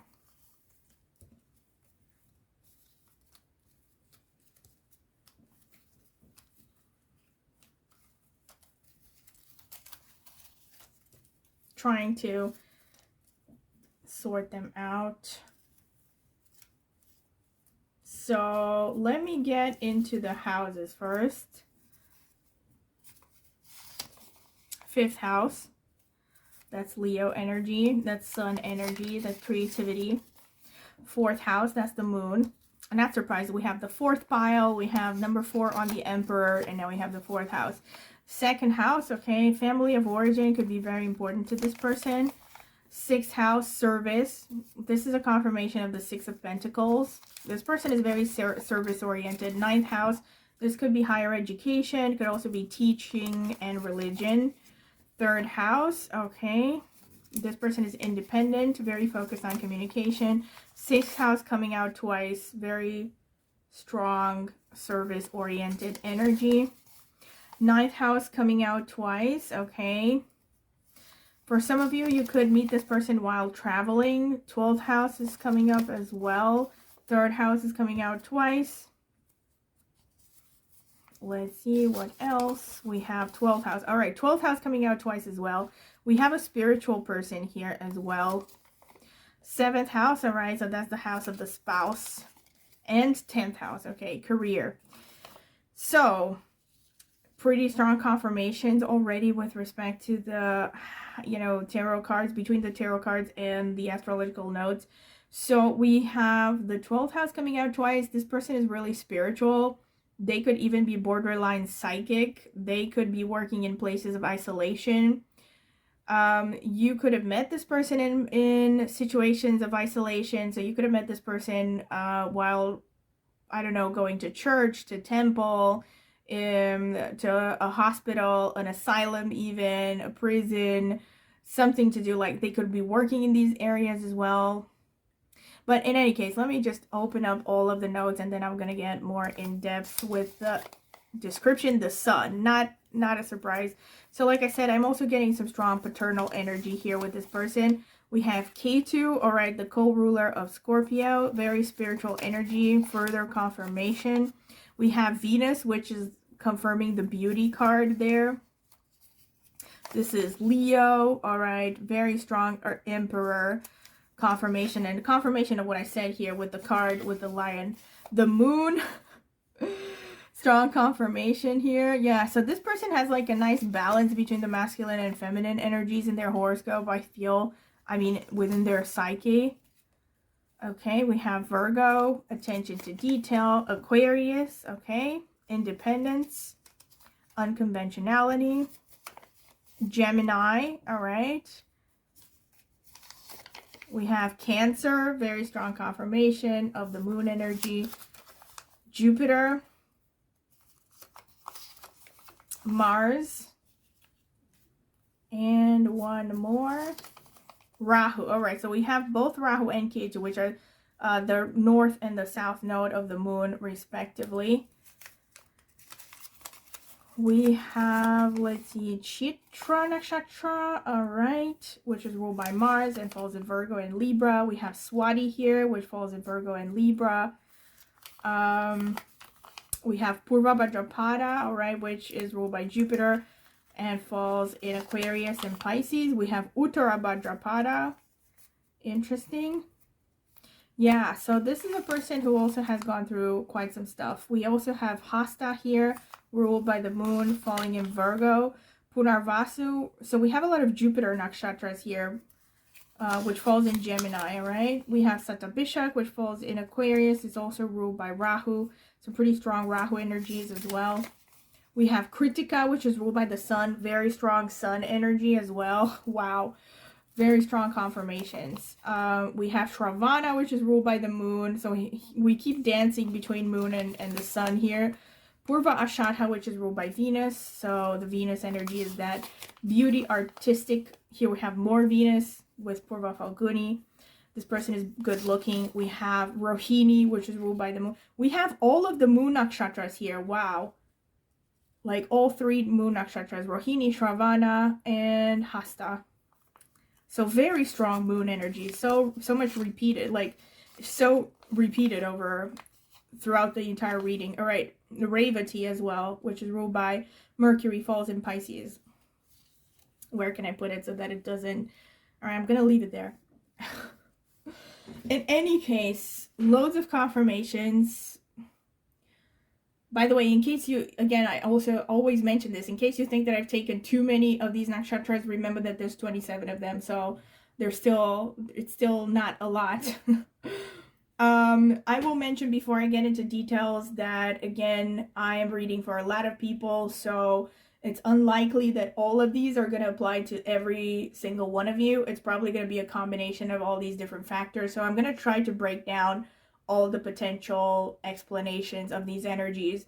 So with respect to houses, this could be what this person focuses on most in life. So areas of their lives that are prominent, developed, maybe their interest, their career. Could also be parts of their body that are particularly standing out, or it could be, last but not least, how you met this person, circumstances surrounding how you met or you're gonna meet this person. So the 12th house came out twice. This shows, like I was gonna say, that you could have met this person in, or you could meet this person in areas of isolation, like I said, hospitals, even prisons or asylums, or anything that has to do with religious or spiritual activities, like let's say a spiritual retreat. It also shows long distance travel. It shows periods of isolation. So for instance, you could have met this person during the Rona lockdowns, for instance, while you were at home. And you could have met them online, right? But you could have also met them while traveling to a different continent, or while they were traveling to your continent, to your place. It also shows this person is very spiritual, like I said. Okay, so but with respect to how you might have met this person or how you're going to meet this person, so 12th house is prominent, 9th house is also prominent. So there's a very prominent message connected to foreign cultures, travel, long distance travel, long-term travel. So you could meet this person while traveling long-term, long distance to a different continent even, or just pretty far from your place of birth. But it could also mean, with the 9th house, higher education. So it could be while you're pursuing higher education, or with, let's say, maybe you are taking a specialized course, or they're taking a specialized course, or, you know, or both of you together, right? 5th house is also coming out. It came out once, which is also connected to education. So again, you could meet this person while you are studying. You know, maybe both of you are students, or one of you is a teacher, the other is a student. That could be how you meet. 3rd house coming out twice also shows there's a very strong possibility that you met this person online, Or you could have met this person through siblings, especially younger siblings. You could have met this person through the neighborhood, through your neighbors, because the third house is also neighborhood. Or it could be short distance travel as well, or short trips, maybe domestic trips within the same country. It could also be while running errands, for instance. Sixth house coming out twice also shows you could have met this person through following your daily routines, or taking care of your health, or getting a health checkup, or dealing with pets, you know, taking your dog for a walk or something. It could also be with the second house and the fourth house, the first time you meet. It could be at a restaurant. Could be you met through your family of origin, especially through the mother side of the family, but not only. You could also meet this person through their kids, if they have kids, or through your kids. They could be working with kids. That's another thing. You could have also met this person through any kind of formal setting. So it could even be through your job, through their job, or it could be, I don't know, like, let's say official, I don't know, like official occasions. You could have met them, I don't know, while you're attending a friend's wedding, for instance. That could be a thing. Actually, you could have definitely met this person, or could meet this person at a wedding, because the seventh house is here. Yeah. You could also meet this person, let's see, did I say restaurant? I think I did. You could also meet this person while pursuing anything you love, pursuing your hobbies, your interests, maybe taking a hobby course, for instance, or just taking a holiday, traveling for fun. You could also meet this person through your father's side of the family, or through a teacher or a mentor.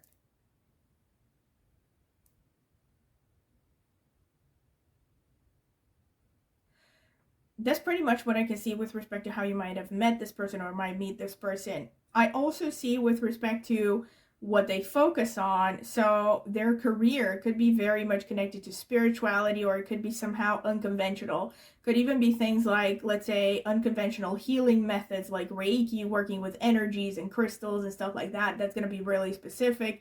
For some of you, this person could be very religious. They might even work through religion or with religious organizations. They could be working with, like I said, with isolation. So could be working with hospitals, prisons, something like that. They could be, again, any kind of spiritual profession. So including things like astrology or tarot could be something that they actually are very interested in, or they could be making a living doing this. But they could also be working with foreigners, or they could be working with, you know, things like export, import, you know, selling things online even could be a thing. Like maybe they're working on Amazon or something, at Amazon, or selling things through Amazon or something.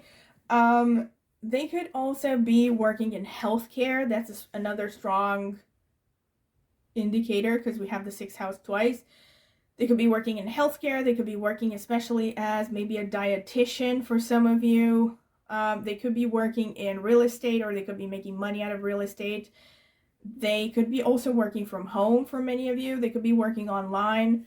They could be a teacher. Did I say teacher? I don't know. I'm saying it right now because the ninth house is coming through. So with the ninth house coming through, for some of you, this person could be highly educated. Maybe they even have like master's degree, PhD or something. They could even be maybe like teaching on a higher level, like university and above. Or they could be teaching some kind of specialized courses. They could work in music, the music industry, or you know, just maybe they have a very good voice and the voice is standing out somehow. But communication somehow is very important to them on a regular basis. They could also be working as a consultant of any kind, working with people in one-on-one situations, but I also see they have the ability to address large audiences as well. They're probably quite charismatic, to be fair. They could be also, very specifically for some of you, working with the government or working through the legal system. They could be also working with pets. For some of you, they could be working real estate and vehicles as well. Could be a thing. Yeah, that's pretty much what I see. With respect to what stands out about them physically, I see that the feet could stand out about them. I see that the chest area stands out, the chest, the arms, the shoulders, the hands. The voice stands out. They could have a very pleasant voice. I also see this with Venus coming out and all of this Venus energy and the beauty. So the voice could be particularly prominent here. I also see the lower abdomen standing out and the backside. Can I just say that? The thighs are also standing out. The thighs, yeah, arms and thighs are standing out the strongest, and the chest. Also the face, yeah, the face and the neck standing out. With respect to other characteristics, see, this person is very artistic, very passionate. They could actually have a strong sex appeal, not just because we have the beauty, but we also have Venus and Mars. So like for them, it's not just that they're physically beautiful, they also have an energy. They exude a kind of energy that is very attractive, mysterious, magnetic. We also have a lot of sun energy, which makes you think of, you know, shining like the sun, so attracting a lot of attention. Even if this person is somehow slightly unconventional looking, although I don't see it actually. For most of you, I think this person is above average good looking. But in any case, no matter what they look like, their energy makes them very attractive. So it emphasizes their physical characteristics. They have this kind of magnetic, charismatic, and also mysterious aura about them. Physical body is strong muscle mass, beautiful face. They could have traditionally feminine features, even if this is a man, meaning beautiful eyes. They could have thick eyelashes, just to give you an example. It doesn't have to apply to everyone, but they could have something about their appearance that is just seen as traditionally beautiful in women. I don't know, full lips, like high cheekbones, dimples, nice smile, nice skin. They could have soft hair. They could also really take care of their appearance as well, which obviously just emphasizes their looks. They also might have an air about them that is very dreamy and romantic, and also maybe a touch melancholic. I see for many of you, this person could be plump, to be honest, because we have Moon, we have Jupiter, so I do see some hint of plumpness here. But even if this person is slightly overweight, I see that their body can have a pretty strong energy. Like they could have, like, let's say, broad shoulders, or something about them is still athletic, even if they're like chubbier, you know. And of course, not for all of you, but I see definitely one potential expression for some of you is that this person is quite chunky. I also see that there's something unconventional about them, so they could definitely come from a different background, which explains a lot. Also, it's going hand in hand with how you might meet this person. So they could travel to your place, or again, traveling to your place doesn't necessarily mean that they're going to travel specifically to meet you. It could be that they're just coming from a different place. So let's say you live in the same area for 10 years and this person has moved from a different place, right? And moving from a different place could be actually a foreign land, or it could be from a different city within your country. But with respect to their ethnic background, I see that it's quite likely for many of you that this person comes from a different ethnic background. So they could be from a different racial background, different ethnicity, whatever it is, right? Different genetics. They might look very different. Or if they don't actually come from a very different genetic background, there's just something about them that is quite unconventional. They might have tattoos, or I don't know, something about their appearance, the way they present themselves stands out, you know. Or they could have some features about them that makes them stand out. So I've talked about Rahu in my astrology channel. I won't get into details, but for instance, Rahu can show things like vitiligo, for instance, or having one eye of a color and one eye of a different color, stuff like that. Or they could, something about their appearance, or they might have a condition or something that makes their appearance unusual in a way that doesn't really affect their health, you know. So but somehow like their appearance stands out.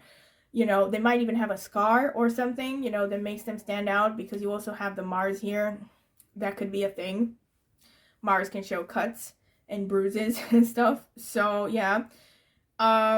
In any case, I also see for some of you, this person could be like more towards the short and plump side. Actually, with respect to height, I see it all across the board. Like, I see all the multiple options. This person could be tall for some of you. This person could be very tall for some of you.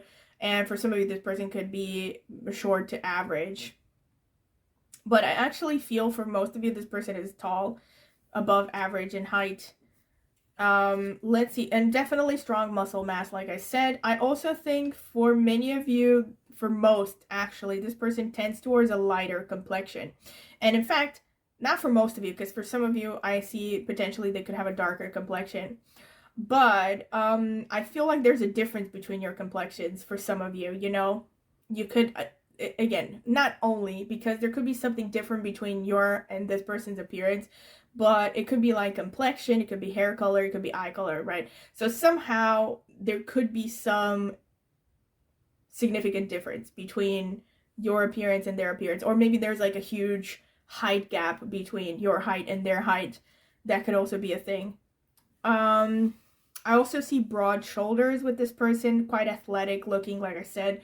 Broad shoulders, the chest area standing out repeatedly, the chest and the stomach, and very nice face, very beautiful face with this person. Their eyes are really standing out. You know, either they have a very unusual eye color, or their energy, or just the shape of the eye, somehow their eye area is really standing out.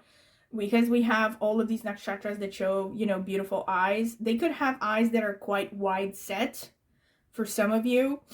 And I also think for many of you, they could have light colored eyes. Let's see. I also see for many of you, this person could have greenish eyes, you know. They could have a little tint of green in their eye, irrespective of what their dominant eye color is. I also see a lot of intensity with this energy. I see a lot of fire here, a lot of fire. It's interesting because we have both fire and water, because we also have a lot of moon, but I see a lot of fire, definitely. So I see a lot of passion. I see someone who has a pretty intense energy in their eyes. This person could really enjoy food and cooking. Maybe they're very particular about what they eat. So again, this makes me think for some of you, they could be like, maybe they're even a cook, but they could be a dietitian, for instance. Like somehow they're very careful about diets. Or yeah, dietitian could be a thing. But in any case, they like to cook. All right, you're lucky. They may like to cook for some of you. And they could also really like knives and weapons. For some of you, very specifically, because we also have the 10th house here. This person could be working for the government and might even be working with weapons. So they could be working, like, let's say, in the police force or the military. Or they could have had military training, even if they don't work in the military. But I see this person, like I said initially, has gone through some hard situations in life, and it's given them a certain air of toughness. You know, even if this air of toughness is not like their baseline, they're not always intense maybe, but it's there, you know, like if you scratch a little bit under the surface, they might have, let's say, a short temper sometimes. They might be quick to get angry or to argue. I also see there's an interest in the occult with this person, repeatedly interest in spirituality, the occult. They could have an interest in dancing. I know it's pretty specific, but for some of you, they could have an interest in dancing. This is really, really, really specific, but for some of you, this could be a person who maybe has a problem with one of their feet, or at some point in their lifetime will have some significant problem with one of their feet, which might lead them to even limp a little bit or have to use crutches. This is really specific. See how that resonates. Maybe if you know someone who has had an accident or something at some point. Yeah. Another thing is this person is really, really attractive, and I've said this. The thing about them is, even though this person is really beautiful, because remember that the first card we had is the Strength card. You know, it's not unlike the other pile where we had the Empress, which also came out as pretty attractive. But with this person, what really stands out about them is their energy and their strength. That's the first thing that stands out. Even if they are good looking, you know, they might have nice features and stuff, but that's not the main thing that people notice about them. It's more like how tough they look. They could also have a physically imposing body. With Kritika, also with Purva Bhadrapada, I see strong muscle mass. I also see this with, let's see, with Chitra Nakshatra that came out, and all with all the Mars energy here. Purva Falguni can also make them look very seductive. I feel like this is especially true for people who are interested in women, but not just, all right? So there are a lot of good-looking Purva Falguni men out there. But yeah, Purva Falguni, especially in a woman's horoscope, would show a woman who's very seductive, beautiful, you know, a touch of the courtesan archetype. I've talked about it on my astrology channel in the video where I talked about Venus's nakshatras, just in case you're curious and you want to find out more. But yeah, Purva Falguni, for instance, Madonna has a lot of Purva Falguni. Fiona Apple has a lot of Purva Falguni. Rosalia, the famous singer who's very popular now, has a lot of Purva. I think she has Moon in Purva Falguni.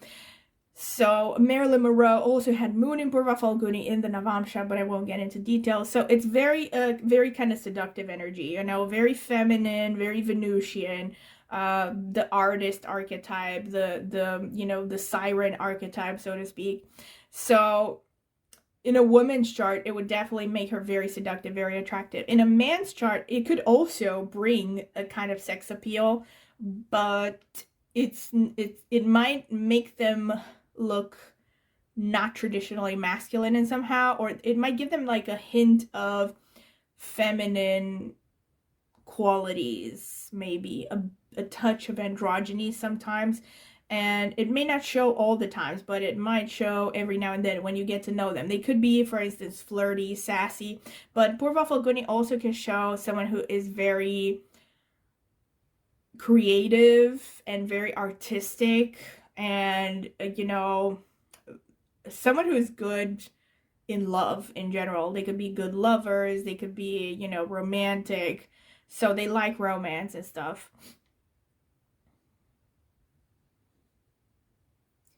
They could definitely be a teacher. For some of you, they could be a teacher, and they could even be like a religious teacher, you know, with Punarvasu energy here. They have a very strong imagination. This person has very strong imagination. And again, the hands are really standing out. They could be playing an instrument. This is really specific. They could know how to play an instrument, or they could do magic tricks for fun, or somehow their hands are really standing out. Maybe they really use their hands a lot to communicate, to communicate their emotions like Italians do a lot. Or they just, their hands are standing out. Maybe they have really good looking hands or something. We see the hands theme repeatedly here with Hasta Gemini and the third house coming out twice. Or they could like sports where they use their hands and their arms a lot, like ping pong, badminton, tennis, stuff like that. They could also be very drawn to the sea. They could like mermaids and mermaid images. They could like fish, maybe. Like maybe they have a fish tank or aquarium or something. Aquarium, fish tank, same thing. They could also be very popular, very charismatic. They could have a strong social media following. Very specifically for some of you, this person could be working in air travel, like be a flight attendant or even a pilot, or they could really like to fly, and they could especially like to travel in general, but especially flying. There could be a bit of a wounded healer energy with this person. So they're very charismatic, but they're also someone who carries, maybe they still carry a lot of pain, but they also come across as pretty approachable. And when they talk about things, people listen because they can present their ideas in a way that is very relatable to others.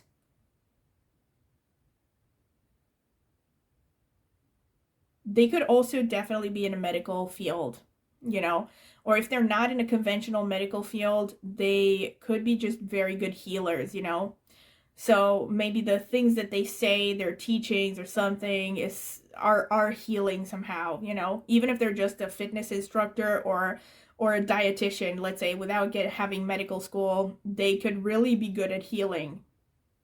And if they are good at healing, it could be because they're working on healing afflictions that they themselves have suffered from. So they have tried really hard to understand why they were sick, and now they're very good at helping others overcome those problems. They're also really blunt, and they might like to argue. They might like to argue. They can be very blunt, and they can be very sharp-tongued, to be honest, and they might even hurt people's feelings, including yours, every now and then. But, you know, it doesn't mean that they're a bad person. It's just that they have an eye for imperfections. And they could also have, like, a pretty strong sense of justice. Yeah, so even though they come across as charismatic and maybe they're capable of diplomacy when they're really interested, they're also very capable of, like, burning bridges if they get pissed off, or, you know, if they were pushed too far. Let me put it like that. So yeah, this is pretty much what I have with respect to astrological notes. So let me get into the specific physical characteristics. All right, so pile number 4, let's see. Spirits, what can you tell me about pile number 4, future spouse? What does this person look like? Tell me. What does this person look like? Give me some specific physical characteristics. I think that's enough. I mean, I don't want to overdo it. So let's see. We have square face. Okay, that's a confirmation of all the sun energy that came out. Light tan skin. We have strong jaw. That makes sense with all the sun energy again. Cheek dimples. Jovial expression, jovial or playful expression, that also goes hand in hand with the sun energy. We have bohemian style or vibes. Okay, we have thin lips. We have classic elegant style for some of you. Let's see. We have almond shaped eyes for some of you. We have curly or wavy hair. We have full lips. All right, so we have lips that are all over the place. Beautiful hands, strong confirmation. We have facial hair. We have slim build. We have dark tan skin. We have fair skin. All right, so skin, again, like I said, all across the board. Broad smile. Let's see what else. Hazel eyes. Melancholic or serious expression. Green eyes, okay. Introverted.